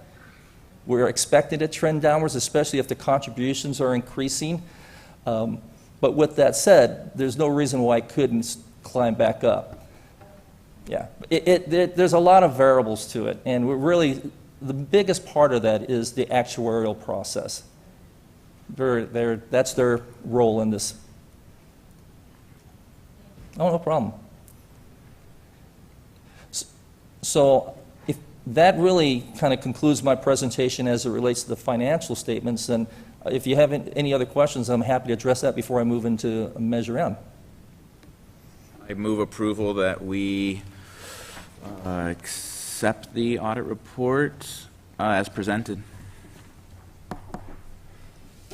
Second? Okay. Any other questions? I know, I remember, Suzanne, the first time I got on the board, and I looked at this thing, and it was overwhelming to me, so I'm not interpreting any stares or glazed eyes or, oh my gosh, but our staff is ready, willing, and able to assist with these We things. have an appointment tomorrow. Okay. Okay, all those in favor? Aye. No opposed, and we've got one absent. All right, sir, Measure M. Measure M. Now, as you know, Measure M is more of what we call a performance audit. And so what we're looking at specifically using the same methodologies that and mindset that we spoke about for an audit, meaning we're not looking at every single transaction, we're not providing total assurance, we're providing reasonable assurance, where there's a sampling methodology that we use in determining which expenditures that we look at. What we're looking at from a performance standpoint is, are these expenditures being expended in accordance with the bond measure language? And with that said, we looked at a number of transactions. Most of them, my recollection, are payroll related, to look to see whether or not I believe it was a little over $7 million that you received was expended in accordance with the bond measure language. Based on the procedures that we've looked at for that period of July 1st, 2014 through June 30th, 2015, we did not identify any expenditures that did not comply with the bond measure language. So that would be our conclusion. At this point, we didn't see anything that we believe did not comply with the bond measure language. Remind me, Lydia, is having an audit report for Measure M a function of? It's not required It's not required. It's something that we choose to do. to do, correct. Gotcha. This report is online as an exhibit for this item. We had a speaker ask if the major audit report, is it just so massive? It was too big to make it an attachment. We already have the interim report, but it is posted online. All of our audit reports are posted online. The entire report is posted online. Okay, is that under your department? Or Under budget, yes, through business, under budget. under budget? And after tonight's meeting tomorrow, we'll post these. Okay. I would just like to, the final concluding sentence says the results of our test indicated that in all significant respects, the PVPUSD properly accounted for the expenditures held in the parcel tax fund, and that such expenditures were generally made for authorized activities noted in the ballot text. I'm not sure if they're here tonight, but we regularly have folks that accuse us of not doing this. I want to make sure it's noted that we have an outside auditor who has gone through, and those are their conclusions, and I want to make sure that we have that ready to go when we are falsely accused, especially in any sort of publication of that. So thank you. Okay. Need a motion? I move approval, accept the audit as presented for the Measure M funds parcel tax. Okay, any other discussion? Okay, all those in favor? Aye. No opposed and one absent. Good seeing you. I know that Christmas is coming when I see you, because this happens in December, right? It does. It does. Well, enjoy the rest of your evening. Thank you again. Thank you very much. Thank you, Royce, for joining us. Okay, Lydia, P3? P3, first interim report. Before I turn this over to Kathy, we have a short presentation for you. I do want to thank her for working so hard on it and doing an excellent job of looking at our expenditures and doing a good job of projecting out for the balance of the year and completing the report on a timely manner and making it available for me to review, and I just really appreciate the work she puts into it. Kathy? I'm going to try to briefly summarize the first interim report. This is all the exciting information, lots of numbers to look at. School districts are required to prepare periodic reports documenting their fiscal condition for the current budget year and the subsequent 2 years, and then submit those reports to the county and state for review and approval. Those reports must include a positive, qualified, or negative certification by the district attesting to its ability to maintain the required level of reserves. The first interim report on tonight's agenda is one of those reports. Our recommendation is that the board approve the first interim report along with a positive certification demonstrating that the district can meet its financial obligations for 2015-16 and the subsequent 2 fiscal years. We will also be asking the board to approve the budget revisions associated with first interim. General fund revenues have increased a total of $3 million over the current adopted budget. LCFF revenues have decreased by $287,000 as a result in the change in the method used to budget for a portion of the transfer to deferred maintenance. It will now be reflected as a decrease to revenues as opposed to an increase to expenditures, and you'll see the expenditure change on the next slide. Federal revenues have decreased by $141,000, mainly due to reduced federal mental health funding. The biggest change is in state revenues, and you can see it's increased by $3.3 million, and the majority of that increase is due to the STRS on behalf contribution that Royce discussed earlier. We are required to account both on the revenue side and the expenditure side for the state's contribution to STRS on behalf of our employees, and we're estimating that to be about $2.6 million this year. So we've increased revenues accordingly, and you'll see the corresponding increase in expenditures on the next slide. We've also increased revenues for lottery, special education, and state mental health. And lastly, local income has increased by about $177,000. Expenditures in the general fund have increased by $3.1 million at first interim. Salary costs have increased by a total of $632,000 as a result of a number of items, including subcosts, psychologist, instructional aid, and clerical salaries, salary increases for unrepresented employees, and certificated and classified stipends. Benefits have increased by $2.9 million, again, primarily as a result of the STRS on behalf contribution, but there are increases related to the higher salary projections that we've made. Supplies and services have decreased by $56,000 and $130,000 respectively based on our projections for the remainder of the year. We've increased capital outlay for maintenance by $66,000 and have reduced other outgo by $17,000. And then lastly, transfers out have decreased by $287,000, which is related to that deferred maintenance transfer I just mentioned. The combined changes in revenue and expense have resulted in an $88,000 decrease to the ending fund balance in the general fund.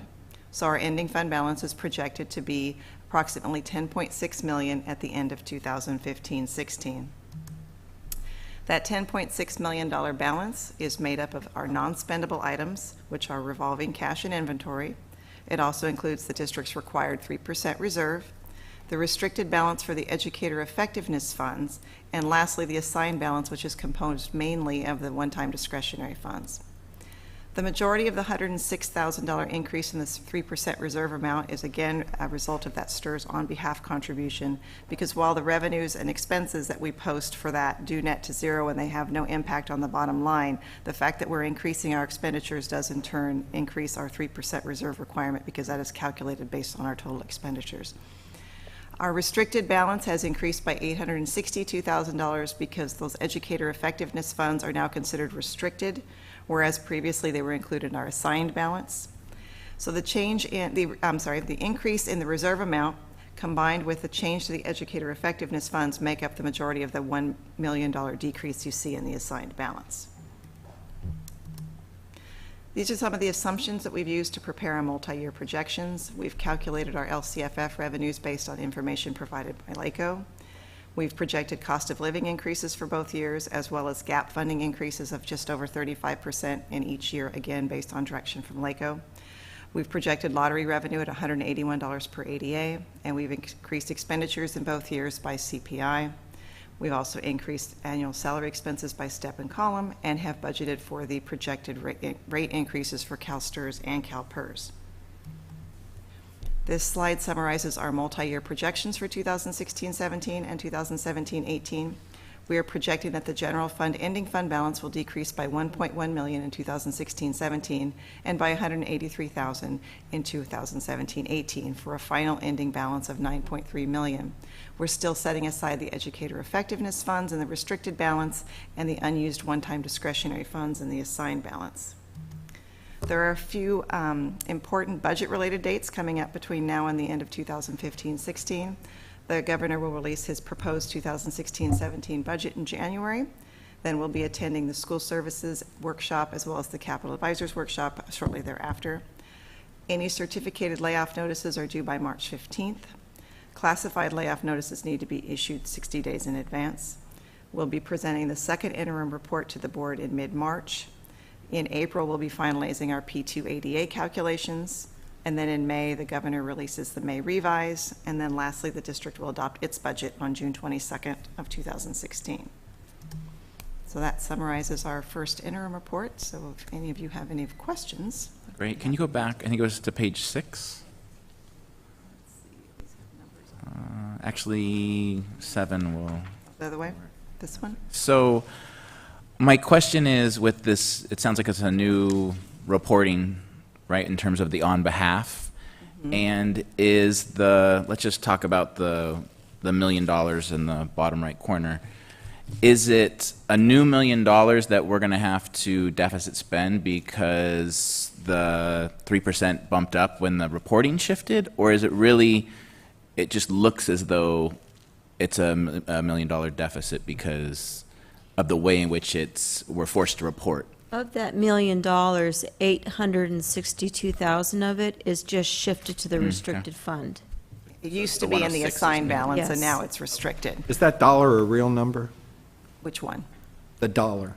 Oh, it was rounding, and I didn't okay. want to have it there, but unfortunately, if you were to tie it to the report, I had to put the dollar there. So it's like 53 cents, to be honest. I couldn't remember anything. It's like 53 in our cents. approved but- budget that had a dollar in it. Yeah, I was trying to make sure that Yeah. if you compared the numbers, it all tied out. It looks very awkward, you know. Yeah, that dollar. You mentioned the school services budget, governor's budget workshop. Yes. It's the third. I don't remember getting a date about that. Is that something that? They sent out the sign-up. Did I? Emails, school services Okay, did. I guess don't know I who missed all- that. who all- I think you have to, I don't know if you're on their email. Is that, it's like in Ontario? It's in Ontario this time. If you don't have that yet, we'll make sure that gets out to you. Okay. Forward it to you. Is it 14? Thursday, the 14th. Is that something too late? Is it? I don't know if it's too late yet. Probably not. School Services has not posted that any of their workshops are full yet. They usually post as soon as they get full. I must say, it just must have flown right by, because I get their almost daily update about this, that, or the other. I think it came out about 2 months ago. Well, no, I mean, usually, it just kind of, if you could find out, because I've always enjoyed going them. I think it's, the association's going to be going again this year. Of course, you love Ontario. Nothing says party like Ontario. Okay, if you could send me some info, I think it's important that someone from the board go. I went last year. I highly recommend it. Yeah. Okay, anything else? Can I ask a question that I should have asked before, and I didn't think of it till today? Can you go back to the slide that has the increase for the certificated and the classified, and then the benefits? And I know when we were presented with the agreement with PVFA that the total was a $3.5 million total roughly for the year increase. Why is so much of it benefits and not salary? I don't understand that part. Actually, what you're looking at, Am I are you looking at it asking about wrong? the $2.9 million? Yeah, I'm looking at 2.9 plus 240,000 plus 389,000. Why is so much of it benefits instead of salary? Over $2 million of it is the STRS on behalf of. So it doesn't even have anything to do with the salary increase. Oh, it doesn't have to do with the salary increase. So where would I look for that? Those revisions were presented at the November 18th Okay. meeting. This is Okay, so we haven't caught they're up to that already yet. They're already reflected in that in the- first yeah, column that says exactly. board-approved operating budget. Okay, Already in there. okay, Yeah. okay, so that. so When there- you look okay. when you look at any of the reports, the column that is the board-approved operating budget is the latest Is the, adoption, all right, all right, adopted all right, budget. I get it, sorry, that's my stupid, that's why I should ask these questions, the dumb That's okay. questions, not in So- front of. So people. there are several columns in here, and there will be one column that is the original budget. That's the very first budget that we adopt. Okay, but that's not, And then there's the next column that says board-adopted operational budget. That column would reflect any budget revisions from the beginning of the year to, in this case, October 31st. And it's very important to ask those questions in any gathering. Okay, so it appears to me that we need to have a motion all the way at the bottom here. sorry, my computer's not cooperating. This is P3, right?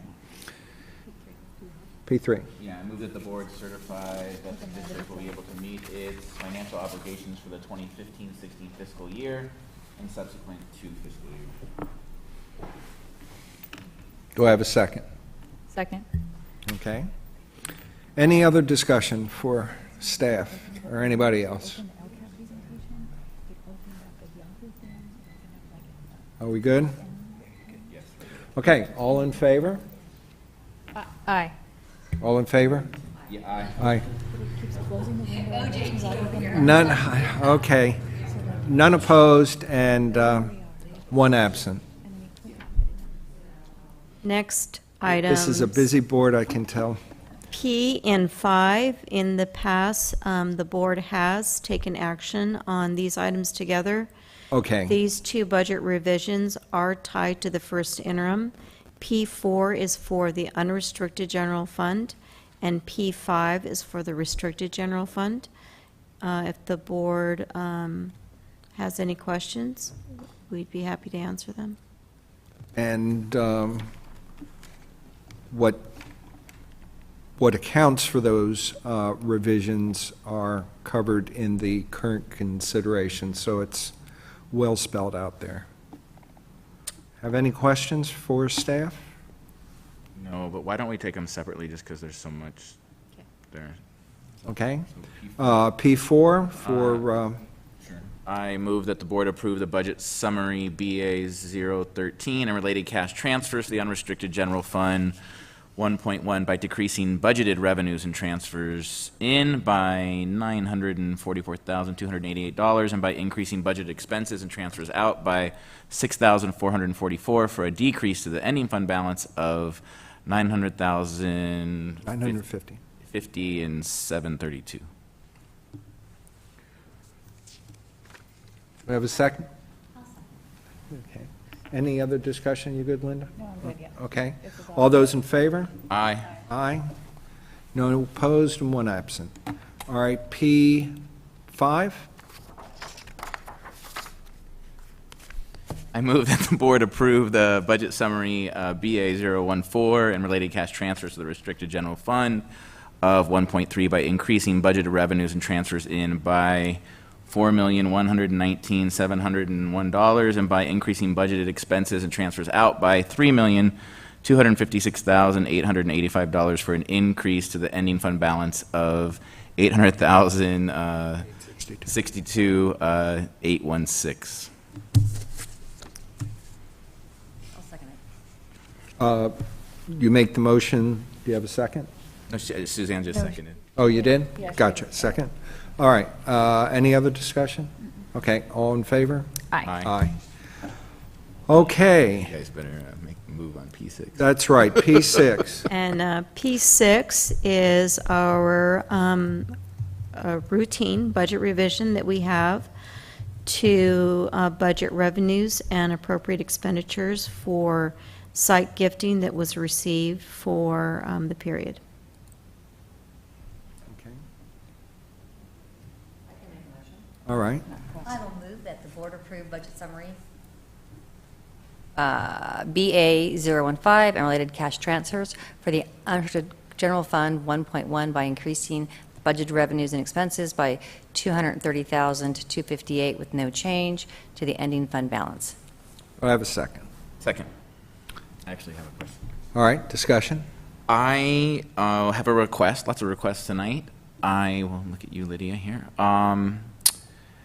We have made a lot of changes over the past year to try to really get a handle on, one, the different site discretionary funds, two, the gifts or donations, and I would love to see kind of a pattern over the past couple years, maybe 3 years, kind of what it looks like, and kind of a very clear breakdown of what's being classified as those different gifts or site funds. Because I think in some ways we've probably done a really good job of collecting money.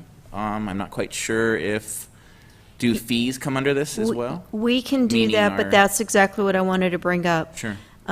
We've changed the model on participation donations, so they no longer come into the district. Mhm. We started doing that last year. So we can definitely go back several years, but you'll see a Sure. significant change there. And then you will also see a change this year in the discretionary funds. This is the first year we combine them all into one line item versus separate discretionary, printing. Mm-hmm. And so, yes, we can do that, but we'll point those differences out in Perfect. those years so that you know this is the year we made the change. Sure. And it may end up, the reason why I wanted to make sure that it was clarified or how it was disaggregated was because it may end up that the number looks the same, but actually the ways in which those numbers are coming in are from very different sources. Similarly, this is probably a different report, but it maybe mid-year, it would be interesting to hear how our new changes are going on the discretionary funds. Are teams still buying 5 uniforms or not? I mean, that's whatever information we can get to see. Would you like to see what was budgeted and what was actually received and spent? Sure. Or are you interested in the previous years on just the actual revenues and actual expenditures? I'm looking to assess how we're doing. Doing. So whether that's Current. quantitative and Yeah. qualitative, I'm Yeah. curious to know how is it from the changes that we've made, both from kind of board direction, policy practice changes to you and I through the subcommittee are also making changes, or we've made them, but we've made decisions that the way in which we are accounting for the money is a little bit different. So however we can assess that, that's why I'm bringing it. I recognize it's not just a bottom line number. It's really trying to look at gifting, donations, and how we're accounting for some of those other. Kathy and I will put our heads together and we'll put something together that won't be too messy. And I guess I would want to have some sort of direction from everyone, meaning I'm assuming it's going to take more than a couple hours. So is everyone Yes, comfortable definitely. with this? Yeah, just whatever you think would give us the best answer, whether it's all good news or bad news or half and half. And I'd is be fine. hoping that would be something that when we have our Budget budget study workshop session, on the yes. 13th, I think that's we were very deliberate in trying to actively, I'm not sure reduce is the right word, Reduce burden. reduce burden on the families, and if that's working. If it's something I bring up when I talk to the PTAs, that I know they had this well-oiled machine that was working really, really hard during the lean years, and we wanted to kind of put a brake on that, and by increasing district contribution, it'd be interesting if we can. We'll work on something. We can, yeah. Sure. So can I ask a question? Yes. So you said the participation donations would not be included in that. You said they don't come back to the district. What does that Correct. mean? They used to come directly into the district, and we had an account stream where we track the participation donations. But last year, 14-15 was the first year that the participation donations went straight to the schools. Okay. To their ASB funds. So the district's general ledger does not reflect the ASB funds. But to a parent, there's no difference. You're paying a check and you don't, a parent doesn't know if that's going to the school. Here, Yes. I get that we are not accounting for it, though, okay. But we are, but there's still, there's. Right, it's which, countable. It's- Yeah. right, it's which just a- gives the schools more discretion on how they're going to use those funds. That was my suggestion, recommendation / request, and with that. Can I have one that's kind of related?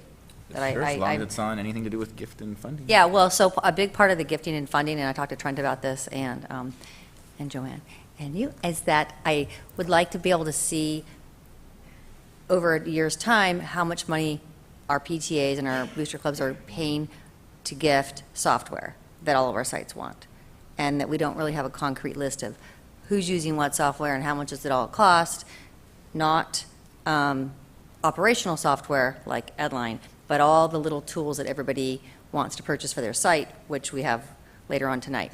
So if we could, if it's related, or you can figure that out along with it, I think that would be great to see what our PTAs and our boosters are paying for that's educational in nature. It's similar. That every Yeah. school We'll work is on- doing on we'll- their own. we'll work So on we could really something. kind of see how much are we really spending on that, and, you know, if we can somehow share or, I mean, Yeah, I don't know what the numbers. Yeah, are. and this is something that the Technology Advisory Committee works on with staff, and, but I think a summary, and we've kind of changed our methodology in approving for a variety of reasons. Probably primary reason is to making sure the contracts that we're entering into have privacy protection that we require. But I think from a financial standpoint, I don't, We would be able to report, the gifting is, we can do it by object, right?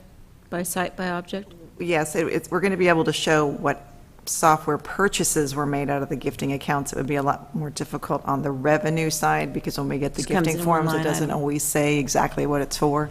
Sometimes it's very generic. But if we looked at every software vendor on the expenditure side, we could come up with those amounts paid out of the different gifting accounts at each site. okay. Okay, with that, do we have a motion? Yes, and a second. And a second. All those in favor? Aye. Aye. Opposed? And one absent. Kathy? Thank you, Kathy. Thank you. Good night. Good night and good luck. Okay, we are moving on to facilities, and we have a presentation.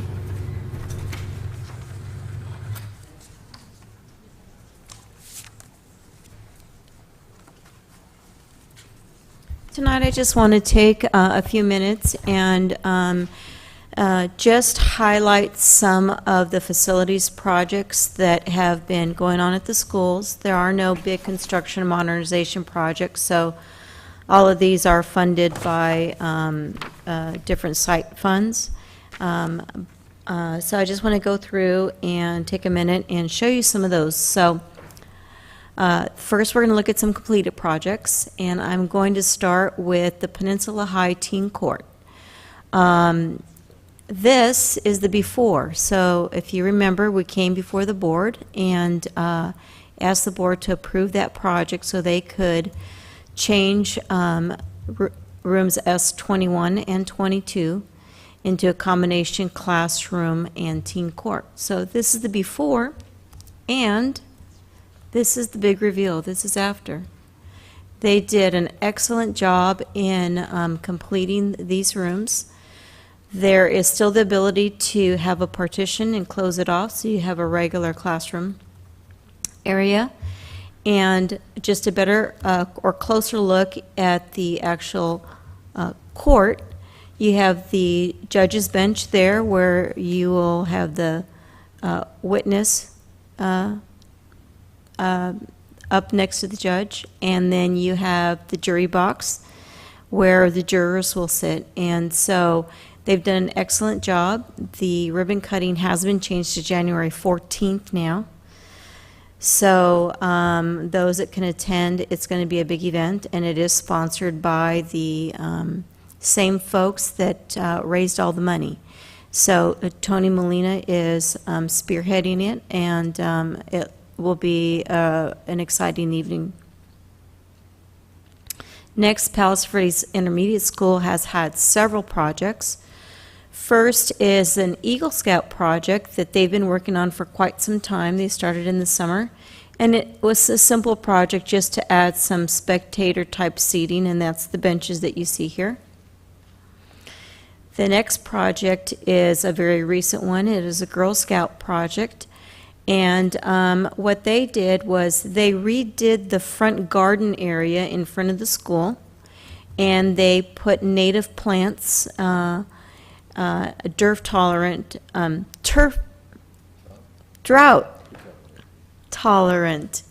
plants. Thank you. Turf garden. There's turf. No water. It's better There than is drought. turf coming up later. And so they did a real good job there. You can see it's looking real nice in front of the school. And then finally, they have replacement of lockers in the 800 building, and this project was funded by both the Booster Club and the PTA. And this was done over Thanksgiving break. Did you, I should have said, did you mention about the courtroom, that was almost completely? Not almost, it was completely funded by funded. private donors. And it was brought to us not too long ago, so the fact that it was completely funded by private donors and we approved it and it was done, this is exactly Right. how we love the process to go. And I ran into one of our mock trial coaches at the grocery store, who told me that that room came in also just in time because to do dry runs, they used to use courtrooms gratis. And they just found out that there was going to start being a charge for that. And so they're hopeful that this will be something that will benefit the mock trial folks Right. as well. Mhm. Okay, sorry. Okay, no problem. Okay, so upcoming projects. At Maryland Intermediate School, they are looking at repainting the mural. And so this will be taking place probably in the spring. I was just talking to Brent, but this is an upcoming project. Are they considering only repainting or rebranding? Are they going to update the Conquistador? 70s? Not that I'm against it, I just want to know if there's any conversation or not. Okay. Okay, great. And then the next project that I ask. would like to bring to your attention is a project that is at the Lenata Bay Little League. And in case you have some questions, I have a very nervous Bill Mulkey in the audience that may be able to answer if I can't. But I did have a meeting with a small group of the leadership team from Lenata Bay Little League, and this is an aerial view of their major league. It's their south field, and you can see it's quite drought-stricken. And they've done a very good job of complying with the water restrictions, but even with that, they have very high water bills. And so what they are proposing is the inner field area, this area right here, as their first attempt of replacing real turf with artificial turf. And in meeting with them, we talked about the project, and again, it is the major field only, so there is some benefits to the district where our girls softball team from PV High does practice, but they use the minor field. So this would not impact the girls softball team. The cost of this project is $27,542, and the funds have already been raised by the Lenata Bay Little League. Some of the biggest benefits to artificial turf is that it's safety for all participants. It affects the condition of the field. You won't have kids running through dirt. It'll look pristine and be pristine at all times.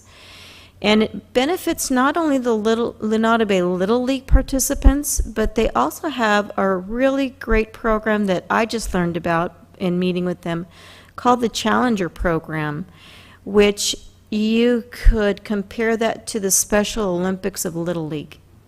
And so they have their kids participating in this Challenger Program where they work with many kids with physical disabilities, including wheelchairs.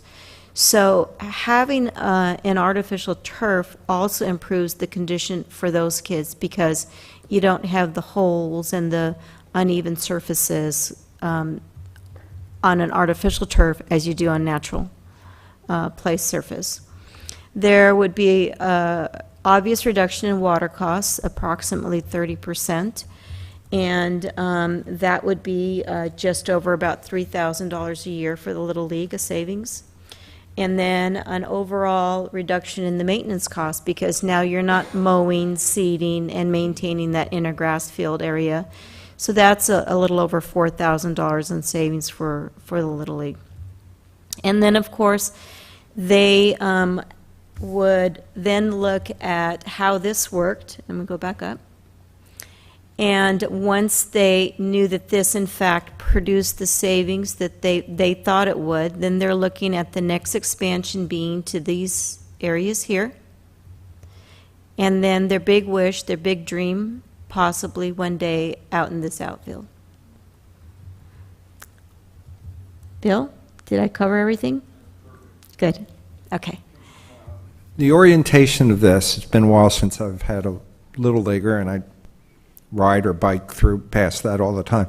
There's a minor league field to the upper left or down? This way? Down there? Where's Cornell and PV Drive to this? Down further. This way? PV Drive is here, Cornell is here. Oh, okay.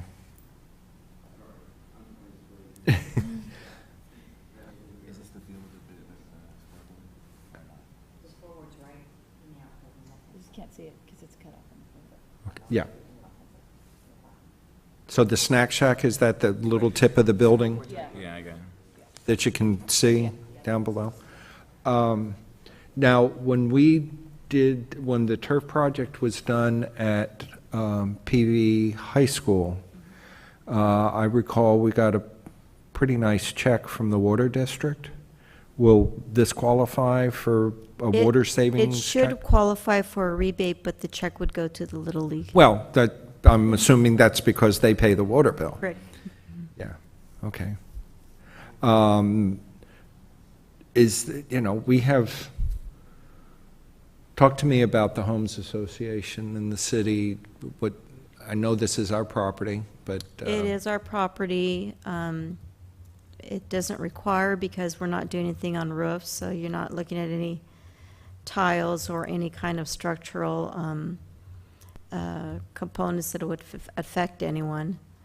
Are they allowing homeowners in PVE to replace?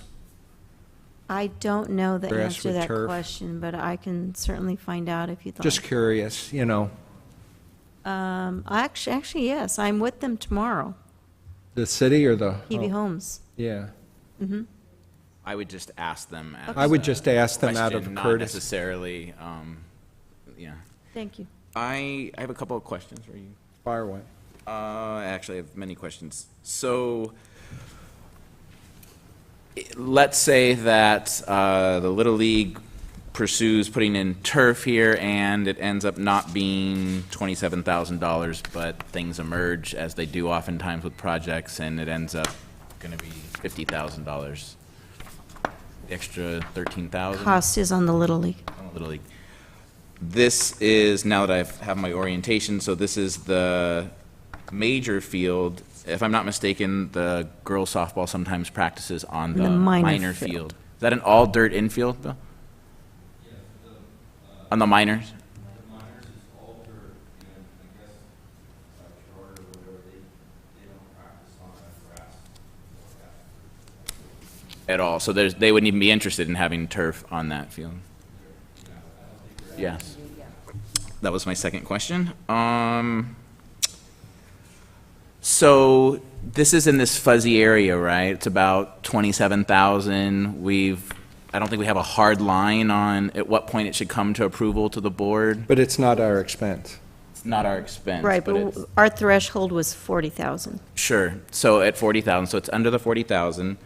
The Little League is this information? Is this you'd like our blessing? Is this, talk to me about what you're looking besides updating. Because this is under the threshold, before they did anything, I wanted to bring it to your attention so that you would be informed of what is taking place.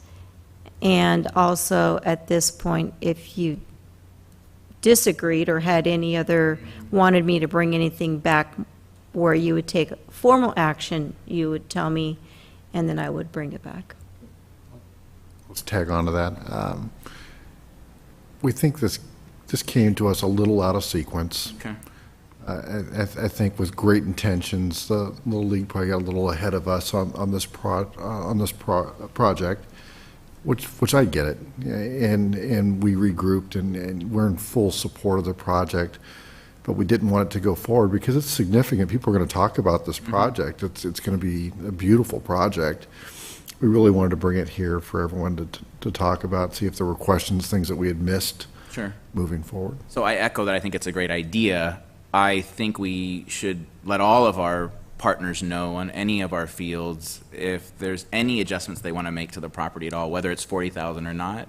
I'd like them to come to us first, and then we can move forward. Because at the end of the day, we own the land. So even though we have agreements, so I'm in full support. I think it's a great idea, but I would like to encourage that, and not here, just across the board, because. Right, and I'd also like to add, there is some new leadership there at Lenata Bay, and we had a great meeting, and I think we've got a good group to move forward. We've already begun to talk about benefits of a license or joint use Great. agreement, and so we're going to continue those conversations into the new year. So because you're here, Bill, and Lydia's heard this from me the past year, I coached a T-ball team.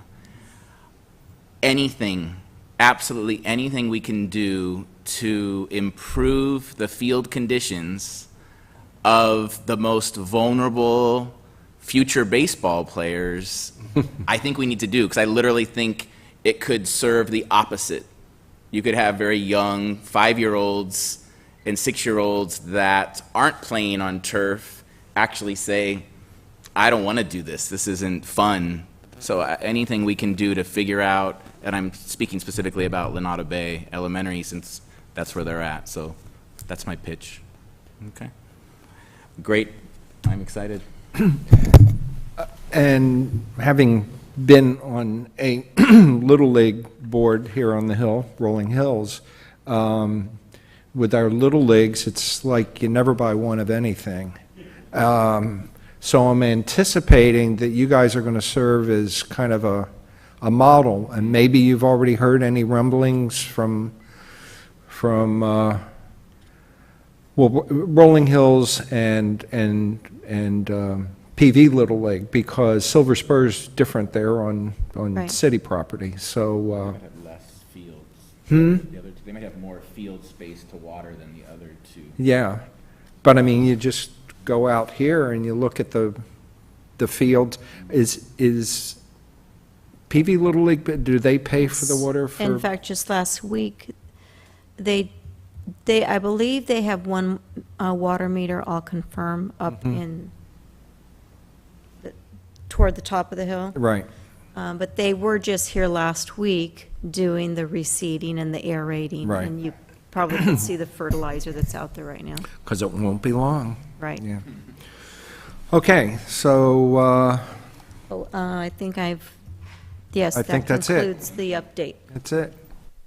Thank you. Okay, thank you for attending, and you get a continuing education credit in school finance.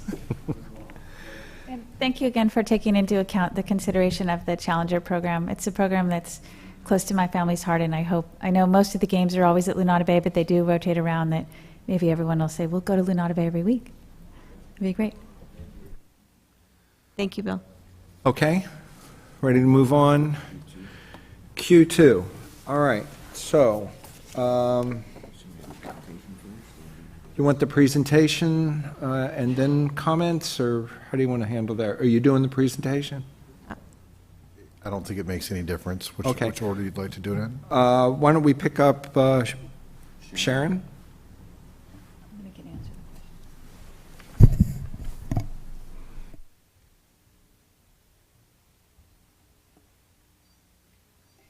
Well, what I'd like to say is I would typically like to have the presentation so that when we have an opportunity to comment, we have the most information available to us at that time to comment on, rather than, as I was saying before, on the November 18th meeting, it was done uniquely and oddly, and it was acknowledged that the public spoke first, public hearing was closed, then we heard from the staff, then we saw the presentation, and I had issues and, comments following the presentation, but there was no opportunity to speak. So anyway, I didn't like that process. I hope that won't be followed again.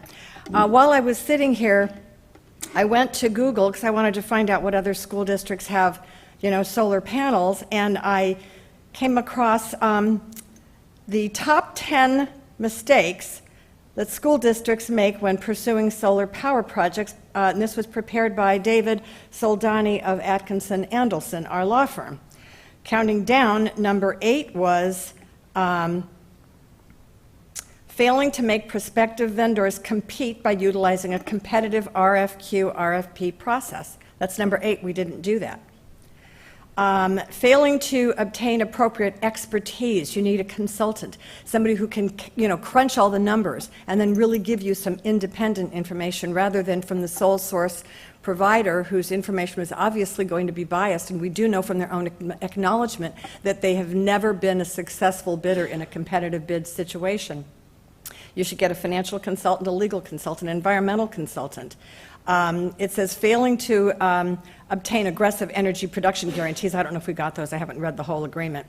Failing to conduct proper project analysis under CEQA. I know you are exempt from CEQA if you so choose to be, but they said that these projects generate light, heat, and their installation in some cases may displace threatened wildlife. They recommend, notwithstanding the fact that you have the power to exempt yourself from CEQA, that you not do it. Accepting a power purchase agreement that is too long. And then they show a picture of what were cell phones like 25 years ago. These cells are going to change. They're going to get smaller. They're going to get more efficient. They're going to get less environmentally problematic. What were computers like 25 years ago? So this is our own law firm, and I'm curious to know what our firm recommended to you. And then, since this is basically a fait accompli, unless this board will reconsider their earlier decision, because the outreach to the homeowners associations has not even commenced, people don't know what's going on. I would ask you to please, either through the school district or through the provider, if you're going to do this, have silhouettes put up so that people can see where these projects are going to be placed, to get an impact or an idea of what the impact will be on their views, et cetera. And there's no plan, as far as I know at the moment, to have silhouettes, but I think it's done for other construction in the cities, and I think that's very fair to the residents. Thank you. Sandy Valeri?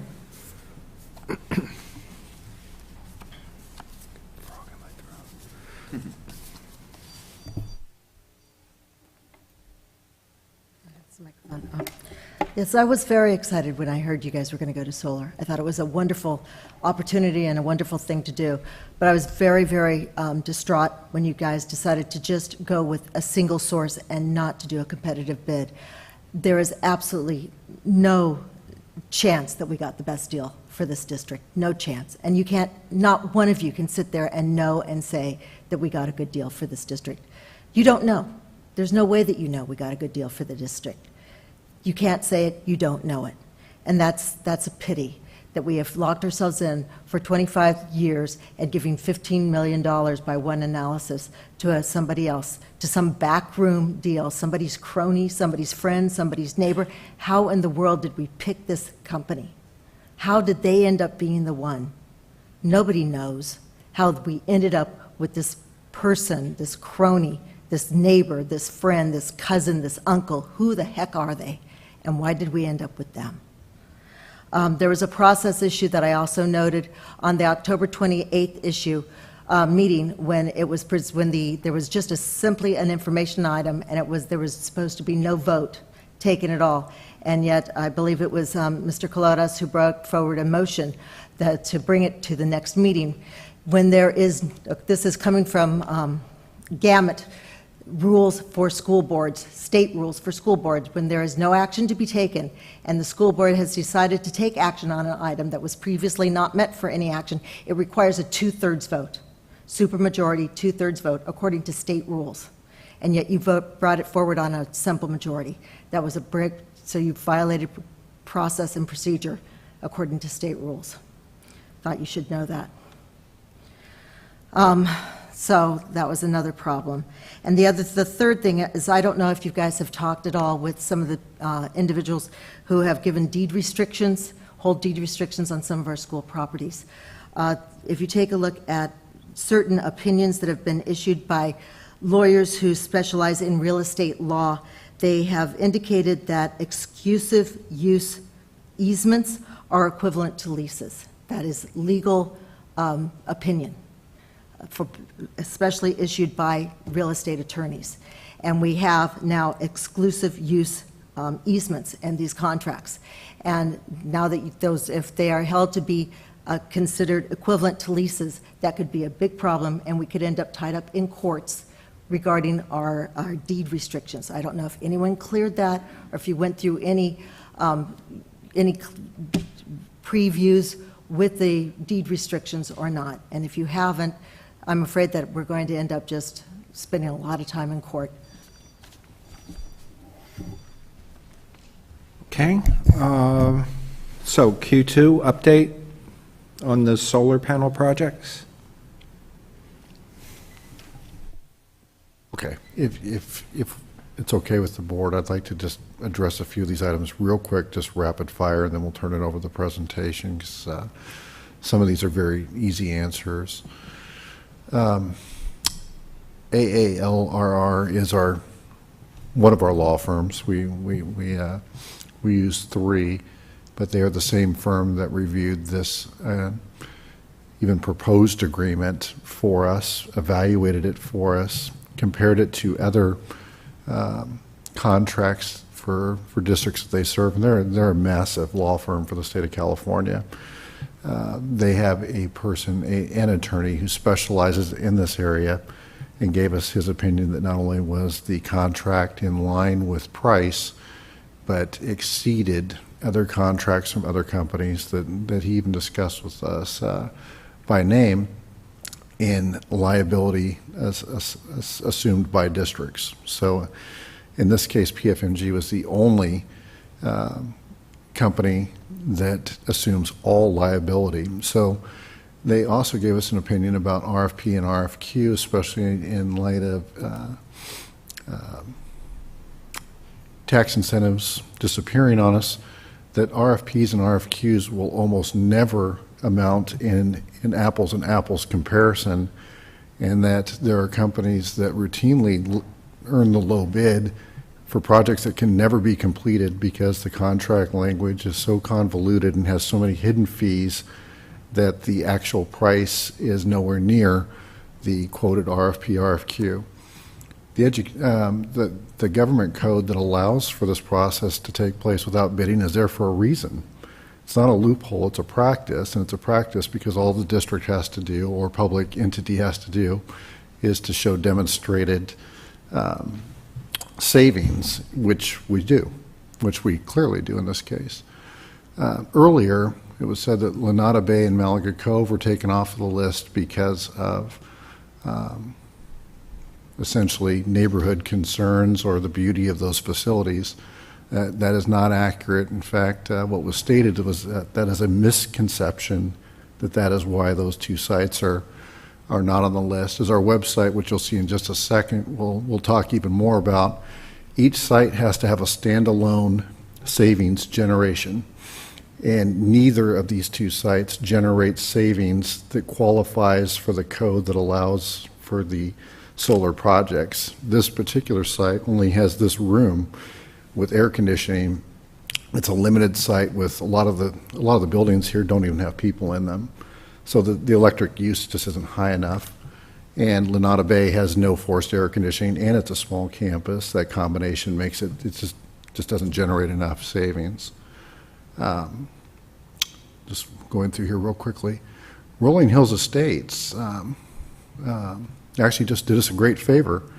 They placed on their last agenda an item about our project, which I thought was interesting, but they also authorized their attorney to do pretty significant work, and all that work is posted on their website, and I'm going to ask that at some point in time we post it on our website, because our attorney reiterated everything that we've stated here, and in fact evaluated each site by site for the school sites that rest within their city.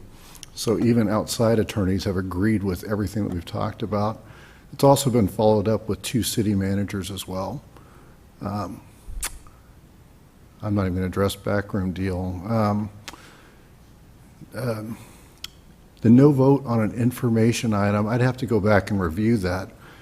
But I can tell you without any question that there is no need to have a vote to bring an item forward for a vote.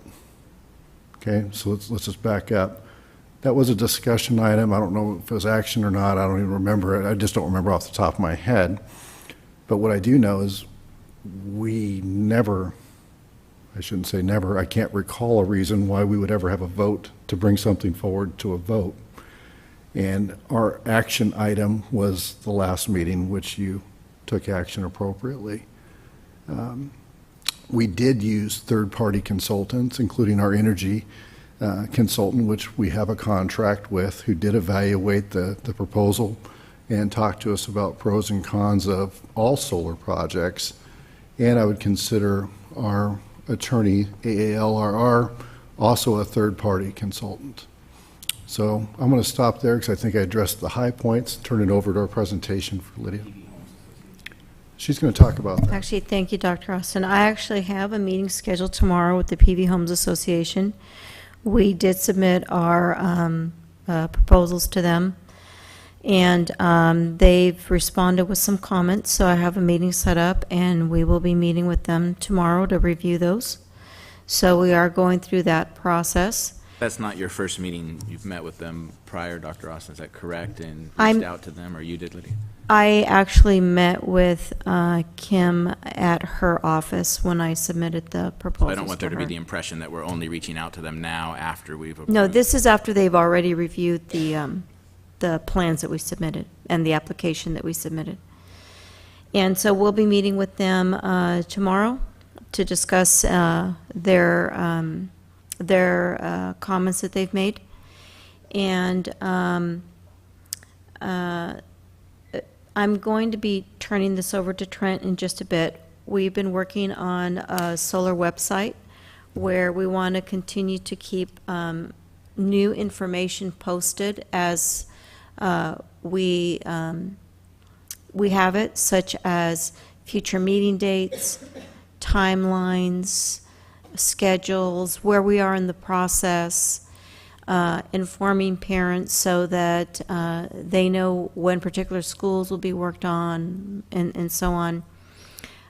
Currently, while Trent gets it going on, I'll just let you know that currently we have PV Homes tomorrow at 12:30. Then all day on December 14th, we have every principal in the district cycling through my office. We're going to have individual meetings with them, be providing them with frequently asked questions that they can take back and share with their staff, their school community. On the 15th at 9 in the morning, I have meetings scheduled with the cities and their planning commissioners or director of planning. So we have that already in place. And by Monday, we should have all of the community meetings scheduled, and so we'll be posting that next. So it's a website where we're going to try and keep it as live as possible, keep current information on there, and Trent's done a really great job of getting that site set up. So he's going to actually walk us through it, so that if anyone should view our meeting, it will help them learn how to navigate and get to the information that they're looking for. Trent? Thanks, Lydia. On the district's homepage, there's several methods and avenues to get to the information. So if I scroll down a little bit here, you can see that we've created a little bit of what we call a spotlight section for solar project. And in addition, we always like to put something under the news items, because for those viewers that are looking at that for information on a mobile device, this will pop up right under the news section, not with the picture, but with an actual solar story. We've also given an opportunity under the community. We have under quick links, we see we have a solar project listed down here in the bottom right. And back on our home page, we've placed the information page that all these direct to under the business services department. It makes sense that it is under, with our budget, facilities, maintenance, operations. There's a solar energy project. These are alphabetical. So whenever you, all these different directions and roads point to this page here, which is, provides us, first of all, with some background information. We have a link directly to PFMG Solar. Some background information about the project. Some of this is information that was presented before during the updates. We also have some information about the company that we have the agreement with. Timelines, as Lydia mentioned, the first 90 to 120 days is the design phase. We have added the meeting dates that are scheduled, and noted that there will be community meetings. They'll be announced as before January 2016. So we'll be putting those dates once we have them confirmed. Scrolling down, we have a questions and answers for frequently asked questions, which brings up a PDF file, which we will be consistently adding and updating as we move forward. Everything from some of the same questions that have been asked at meetings here, asked at some of our PTA meetings, are questions. So this has several pages of information. The other thing I want to point out is we've realized that the design draft proposal that was originally posted, and there's a lot of information. I think it's probably 50 pages or something like that. I thought it'd be a lot easier for our families to find how this impacts their school. So for example, if I attend Ridgecrest Intermediate School, I have children there, I can get an actual look at, you can see as I zoom in, you can kind of get a better idea of what the draft proposal is. And again, this is just the initial draft proposal. So what we'll be doing is as those designs potentially are discussed, modified, changed, we'll be adding new designs so that people can see and take a look at those. And taking off the draft and yes, once they absolutely. Get and we can also show progression of what the initial was, and show maybe if modifications after conversations with our community and our stakeholders. So we've one of the things that I want to point out that I just didn't get to today was we've added I'll posting this probably tonight or tomorrow morning. There is an email address now. It's called just solar@pvpusd.net. That'll be directed to staff, so that if community members would like to send in emails and help us address questions, they'll have the opportunity to do it via email. They'll get a response from staff. We'll take some of those same questions, put them on our frequently asked questions, so that we can share those responses and information with the staff. One of the other things that we're kind of excited about too is one of the things the company does do is once they start the projects, they have a web page that they manage that shows the actual savings. So you can go in and look at the meters, you can see how much savings, how much energy was generated. So there's several other districts who currently have projects online. We'll be able to, our students, our community will be able to click on each school, see what the actual energy savings, how much, the meters are, all that information is very interactive. So that'll be a nice feature we'll be able to add to to our website. So we just want to make sure we will be messaging out social media. We'll be continuing to add more information to try to give our visitors multiple avenues to find the information. So we think that hopefully we can provide that for them. that email link will be on the solar page? Yes, it'll be on the solar page, and we'll also tweet that out and put it on social media so that people have questions. Maybe a new hashtag. Absolutely. Feel free. Okay. Any other questions on that? Yeah. So the idea of the silhouettes, I think it's a pretty good idea. Have we thought about that, or is that, I think if every site had a silhouette up of what the proposed panels will be and how tall they are, because people keep thinking the kids are going to literally run into them, and I'm like, they're going to be taller than that. So I think the silhouettes would save us a lot of anxiety if people could, you know, if you're going to add on to your house or do work on your house, you have to do the silhouettes. So it just seems like a pretty good idea to me. It's not been discussed, but it would delay the design development phase another 30 days, and we're already looking at 90 to 120 days before it can even get into DSA. And it is a timing issue for the December deadline. We don't, since I was involved, you know, we don't do those when we do school buildings. What our architectural firm has done is provide renderings that have been helpful, like when we placed what the building was going to look like at Peninsula, that there was the weight room or the 2 new classroom buildings. And those renderings have been beneficial for getting an idea of what that looks like from different perspectives, not just a flat, one-dimensional type of thing. But I think that's something maybe that... You just helped to answer a question I had, because I've heard the question about the silhouettes. I've not ever seen that done at a school site before, which doesn't mean it can't happen. But my question was the history of this district. You've obviously done building. No. No, Even in PV estates where, you know, they're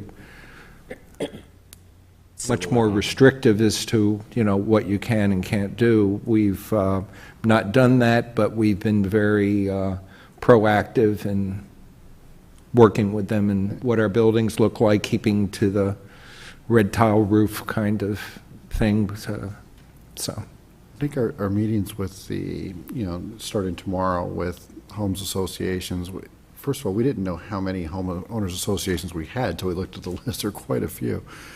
Some will be invited as groups, and we definitely, we talked about just even last week that when we're going to have regional meetings around a site, that we won't necessarily meet separately with every homeowners association, but we would make sure to contact the homeowners association so they can also help to disseminate the information to get people to these meetings.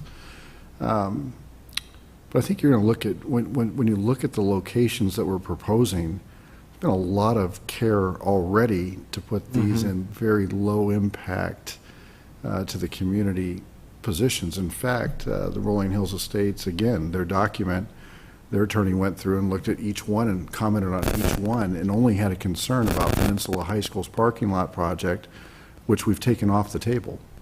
Everything else had comments about, I mean, I'm paraphrasing, yeah, it's pretty good. So I think we're going to take a lot of care there in the beginning, and Lydia and I were even talking today, in some cases, it's literally going to mean knocking on doors and asking if we can stand at their doorstep with them and look where we have, you know, questions or potential concerns. Well, if you were going to have a meeting for every site, right? And you said, we're going to meet with this, you know, site in 2 weeks or in 1 month, and you put silhouettes up, and they were up for 3 days, and people said, I give 72 hours. We're not required. We're doing it so that everyone can really appreciate exactly what it's going to look like when it's installed. Then I think it would save time and actually addressing issues before they became much bigger issues. And I mean, I know the people who live across Silver Spur who look at what is now Allen Fieldhouse. They used to have a view that they don't have anymore. And not that we would have not built Allen Fieldhouse there, but it did impact that neighborhood, and they, you know, they just lost their view, so their city lights view. So I just think it's a definition. Why don't you let Lydia and I, we're going to meet with the homeowners associations too, and we can talk and see if any of the solar companies have experience in this, because what I would not want to do is to say, for any topic, I mean, right now we're talking about this project, I would hate to say, yeah, it's a great idea, and then find out there are 3 reasons that it's not a great idea and why it could be problematic that we hadn't considered. Well, maybe if we don't do it, we can put it on an FAQ on the site. About why? We aren't doing this for these reasons. That's a great Because idea. where we all live, if your tree is bothering somebody, they can ask you to trim it, take it down, whatever. And the person with you usually wins here. Mhm. So, That is a great suggestion. Do you have any questions on process comment? Ms. Yarber brought up a great point, and I think it's, if you give me some leeway, Malcolm, I'll couch it in the solar conversation, but Okay. I think it's a greater conversation. So we're going to have continuing conversations. You're going to have presentations or reports about what's going on with solar. Usually when we have new board members, we have a conversation about policies and practices. Sometimes it's our policy, sometimes it's what we agree upon. I think it's a legitimate point that when speakers' cards are going to be read, I think could help both them manage expectations and us. So if we have the discussion in January, I think it would be helpful, because I think it is about managing expectations. Are you talking about the reporting in the minutes? No, not at all. The Public comment. When the protocols speakers- about when we're going to take the cards. Because I think there's an expectation from community members that show up to our public school board meeting that it's a question and answer. And it's not. No. So we try to take the questions at the beginning so that we can answer them. I think folks that come to our meetings have additional, and that's not what this is. So I have 2 recommendations. For example, even under our public comment on non-agenda items or on agendized items, we say, this is another example, let me get to this in a second, that we will limit it to 3 minutes per person and a total of 15 minutes per agenda item. We've never done that. Right. But maybe we need to revisit that, because if we're going to talk about managing expectations, then if I was a speaker, I'd want to know, hey, when am I going to get a chance to speak? I can line up my questions accordingly. But we can't have it both ways. So we need to figure out, when are we going to have questions so that the audience can manage expectations? We also need to make sure that we're aware of that. We also may need to have more workshops. right. This isn't conducive to a question and answer. This isn't conducive to having a dialogue. That's not what it's designed to be. It's supposed to be a public school board meeting where the public can tell us how they feel and they can ask questions. Okay. Not a Q&A. So at that point, Yes. I say, I do plan in January, Superintendent and I have talked about that Perfect. our protocol And and practices, board bylaws will be on the agenda. And And I I think this want, is a perfect example of, and I want you to make sure you bring it up again, because those things aren't, they're not the Ten Commandments. exactly. They're not, they are mutable, But so. both us knowing and the Sure. community knowing Absolutely. will help. And whether we're going to open or close public comment is another thing that should be on there as well. So the cards either come in at the beginning or the end or whatever. I'm okay with whichever. I just think it would help the communication process, and that way people don't go away feeling frustrated or feeling like, if everyone knows what the expectation is, then we can move forward. So I just wanted to use the opportunity because I thought she brought up a great point. Okay? So, great. Spoke earlier with Dr. Austin about the fact that, because I've gone to so many meetings and spoken so many times, and most people do leave feeling kind of bummed, like, because it's not a conversation. So if we even could produce a document that when you walk in, you took it and you understood exactly how the night was going to go. Not an agenda, but like at church, at churches, they have like a worship aid. You know what's going to happen next. Same kind of thing here. I mean, it's not church, but same thing. Like this is what happens. This is how you speak. If you don't speak now, if you come late, you lose your chance. Those kind of things, so that people have a better understanding. Okay, again, that's something that we'll put on January, have a full and rich discussion about that. We may need to take a look at what's on the Board of Education webpage about, how to address the board, maybe that needs a rework. Okay, so I have another comment on Q2. Lisa? Lisa Jasek from Rancho Palos Verdes. I spoke last time about the solar, and I've noticed, when I just went on the website, that the draft is still the original draft that was put up originally. And when I spoke last time, and I know there was a lot of speakers, but my main concern, and we did change that, so we took away, we were going to leave A and B and take away C and D. And the reason why taking away D is because they were going to destroy 10 trees. You're talking about Miralest? Yes. Okay. So I have a huge concern of us taking out 10 mature trees that have probably been there over 25 years. So I just want to make sure that, per our conversation, we were going to go from 4 down to 2 so that we don't ruin trees. And also, too, Miralest is only getting carports, which I sent you guys an email that night saying it's really no beneficial to the students, and I'd really like to see some shade structures put in at Miralest so that it's beneficial to the students and it'd be usable by them. And I have spoken with the principal as well, and my concern is if we put up carports, because those are the easy to get through the CEQA, and we'll never get a shade structure. We'll just put up the 2 structures of a carport, and I know it's going to take a little bit longer to get shade structures through there, but it's definitely something Miralest, because you have to go through the regulations because of ADA and all that kind of stuff. So I just want to make sure that Miralest, gets shade structures as well and not just carports. So that's just my main concern. And also, I don't want 10 mature trees destroyed. So just want to make those 2. I know we're still in the process, but I just really want to make that very clear. Yeah. Lisa, that was the presentation that, remember, we met right before the board meeting? So nothing's been changed since then, but these are just the draft, and there will be new proposed locations that'll be coming up. Perfect.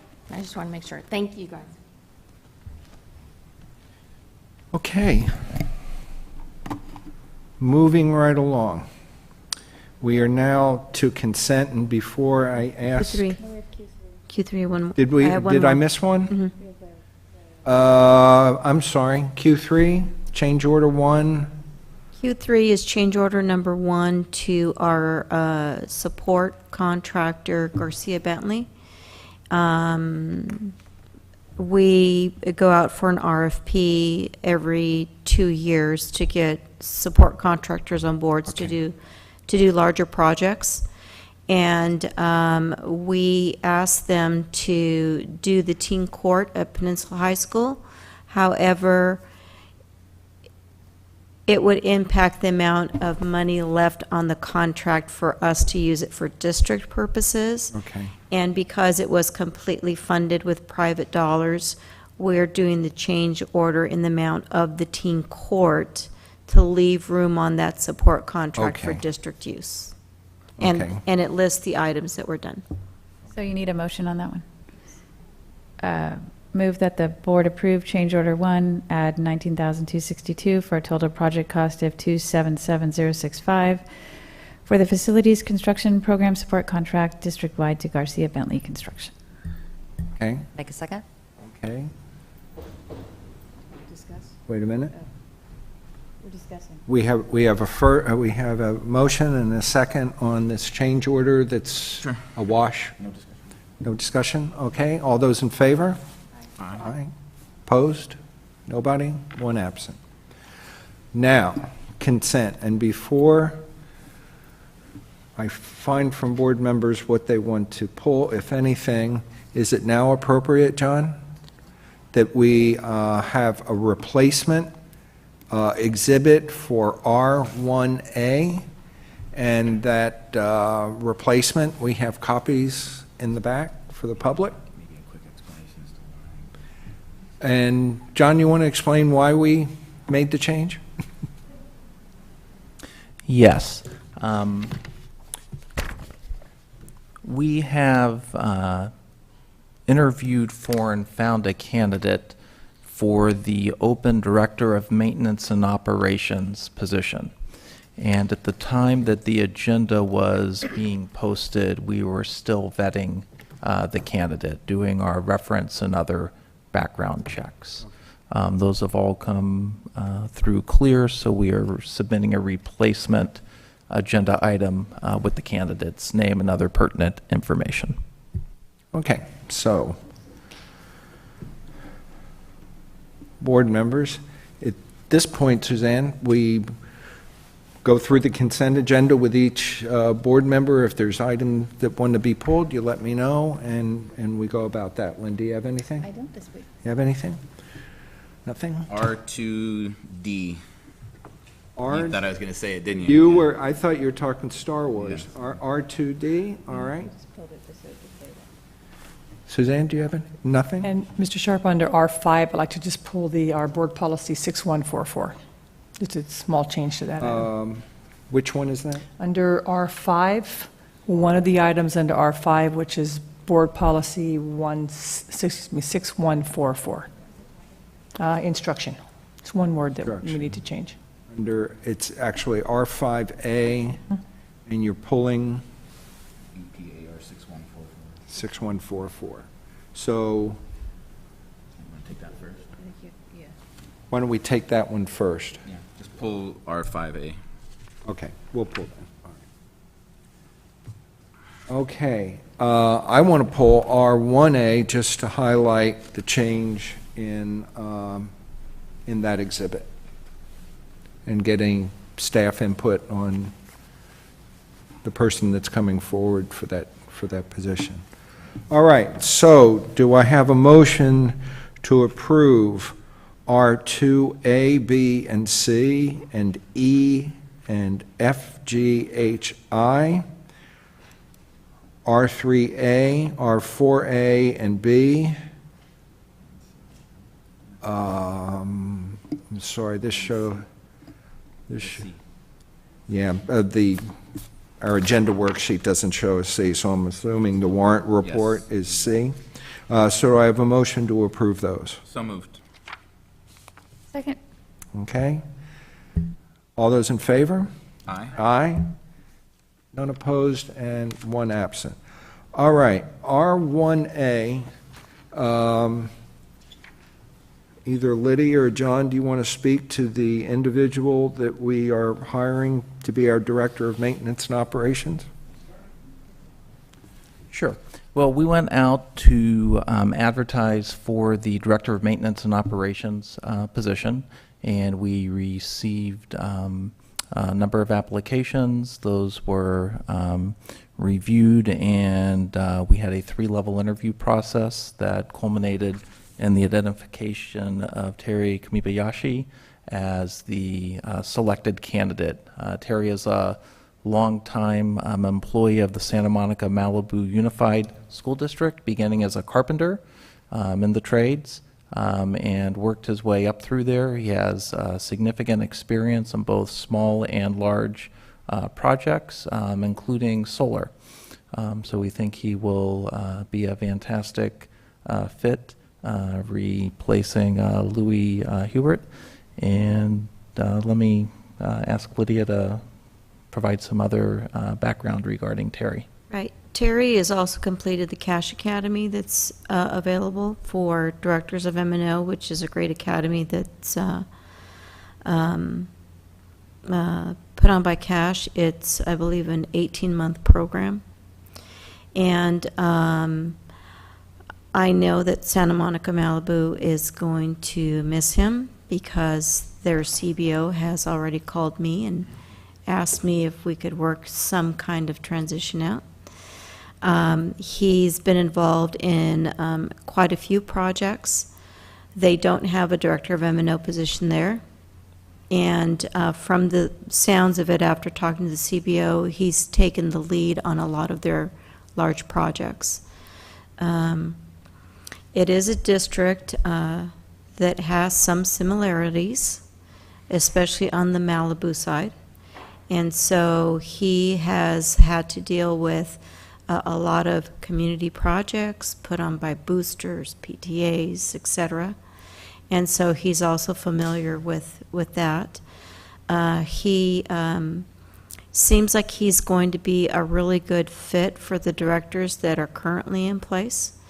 And he's got some great ideas, so I'm really looking forward to having him join our team. You mentioned an organization, and since we want to be careful with our acronyms, CASH is not cash, it's the Coalition for Adequate Housing. School Housing. Yes. That's another one. And it's an organization that deals strictly with facilities. And they were one of the prime movers to get the state facilities bond that will be on the January 2016 ballot. November 2016. Yeah, the January ballot. November ballot, yeah. Okay. So with that, we have a card. Sandy, you'd put a card in about R1A, the personnel assignments. Nice and short. There were a couple differences, I'm not sure if you're aware, between the agenda that was posted online and the one that was in the back of the room that ended up being the real one. And one of the things that alarmed me when I first saw the online agenda is that it showed that we were hiring a new human resource assistant, a superintendent of human resources, according to the online agenda. And Mr. Bowles got a couple of emails from me going, why are we getting another new assistant for you? I'm confused. Are we losing Rick? And she was like, no, what are you talking about? Anyway, and it was because there were, I guess, errors in the online agenda. And then we also had problems. There were a couple things anyway.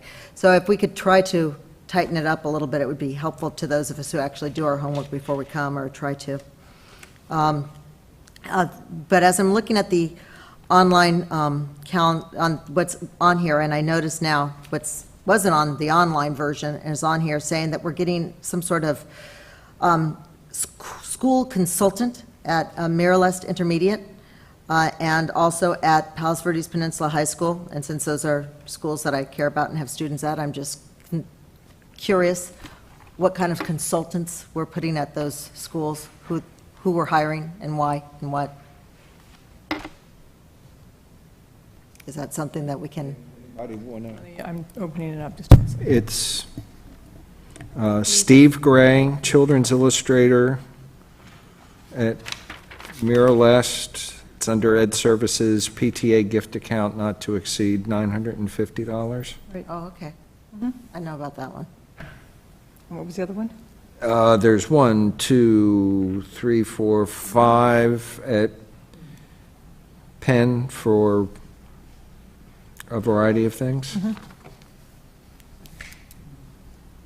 They come under consultants like that, all right. I'm aware. Yeah, and it's pretty well spelled out what they're all doing and how they're going to be paid, so. Okay. Okay. All right. Okay, with that, do we have a motion to approve R1A? So moved. Second. All those in favor? Aye. Aye.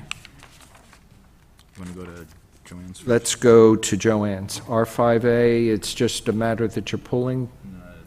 No, you want to do yours No, first? go Or you ahead. want to No, do I'm mine? gonna Okay, do yours. very quickly on the instruction for controversial issues, we had a typo, and it says that the Board of Education recognizes, we are just omitting believes. That was a typo. Got it. I see That's it. That's simple. With that, do I have a motion to approve? Move approval with adjustment as stated. Any other questions? All those in favor? Aye. Aye. None opposed, one absent. Tony, R2D. It's late, so I'll try to be quick on this, and I could have pulled any one of the B's, C's, D, whatever, E. It's my understanding that these licensing agreements were held up because we were trying to figure out the privacy. Is that correct? So earlier I complimented us on our pacing, and I am not complimenting us on our pacing right now. I have heard from multiple teachers and parents that are very upset that the issues that have been raised around privacy have literally prevented our students from proven quality instruction and resources for the last 3 months. So basically, a third of the year, they have not been allowed to use programs that we've used before. I am not opposed to making sure that we look into privacy, and I'm sure I'm one of the board members that said, hey, can we look into that? But somehow the balance has got to be better. So when we have students that aren't getting the kind of instruction they could, because we are hyper vigilant, hyper sensitive about these privacy issues, it's problematic. So if I'm not mistaken, there was a quote in the paper from one of the attorneys that said, we are far beyond anybody in the state of California. Well, I like that we're better than anybody else in the state of California. I don't need to be so far beyond that our students and our teachers are not able to use the tools they need. So I get that this is a process. I'm not happy with it. So, but I'm glad we're there. But we're done now, right? I am not sure if we're done, and I'm just asking us all to balance the concern. There's lots of concerns that are raised. They're valid concerns, and we should look at them. But I don't think we should be going such to the point that we are missing quality instruction for 3 months. So with that, I move approval of the R2D and hope that we are increasing our pace. Okay. Do we have a second? Second. Any other discussion? Okay, all in favor? Aye. Aye. None opposed and one absent. All right, we move on to information, school facilities fees. Anything shattering in there that we are just, we have an exhibit for what the school facility fees are about? Is that it? No action? Okay, S2 is sale and disposal of surplus property for your information. And with that, at 9:42, we are adjourned.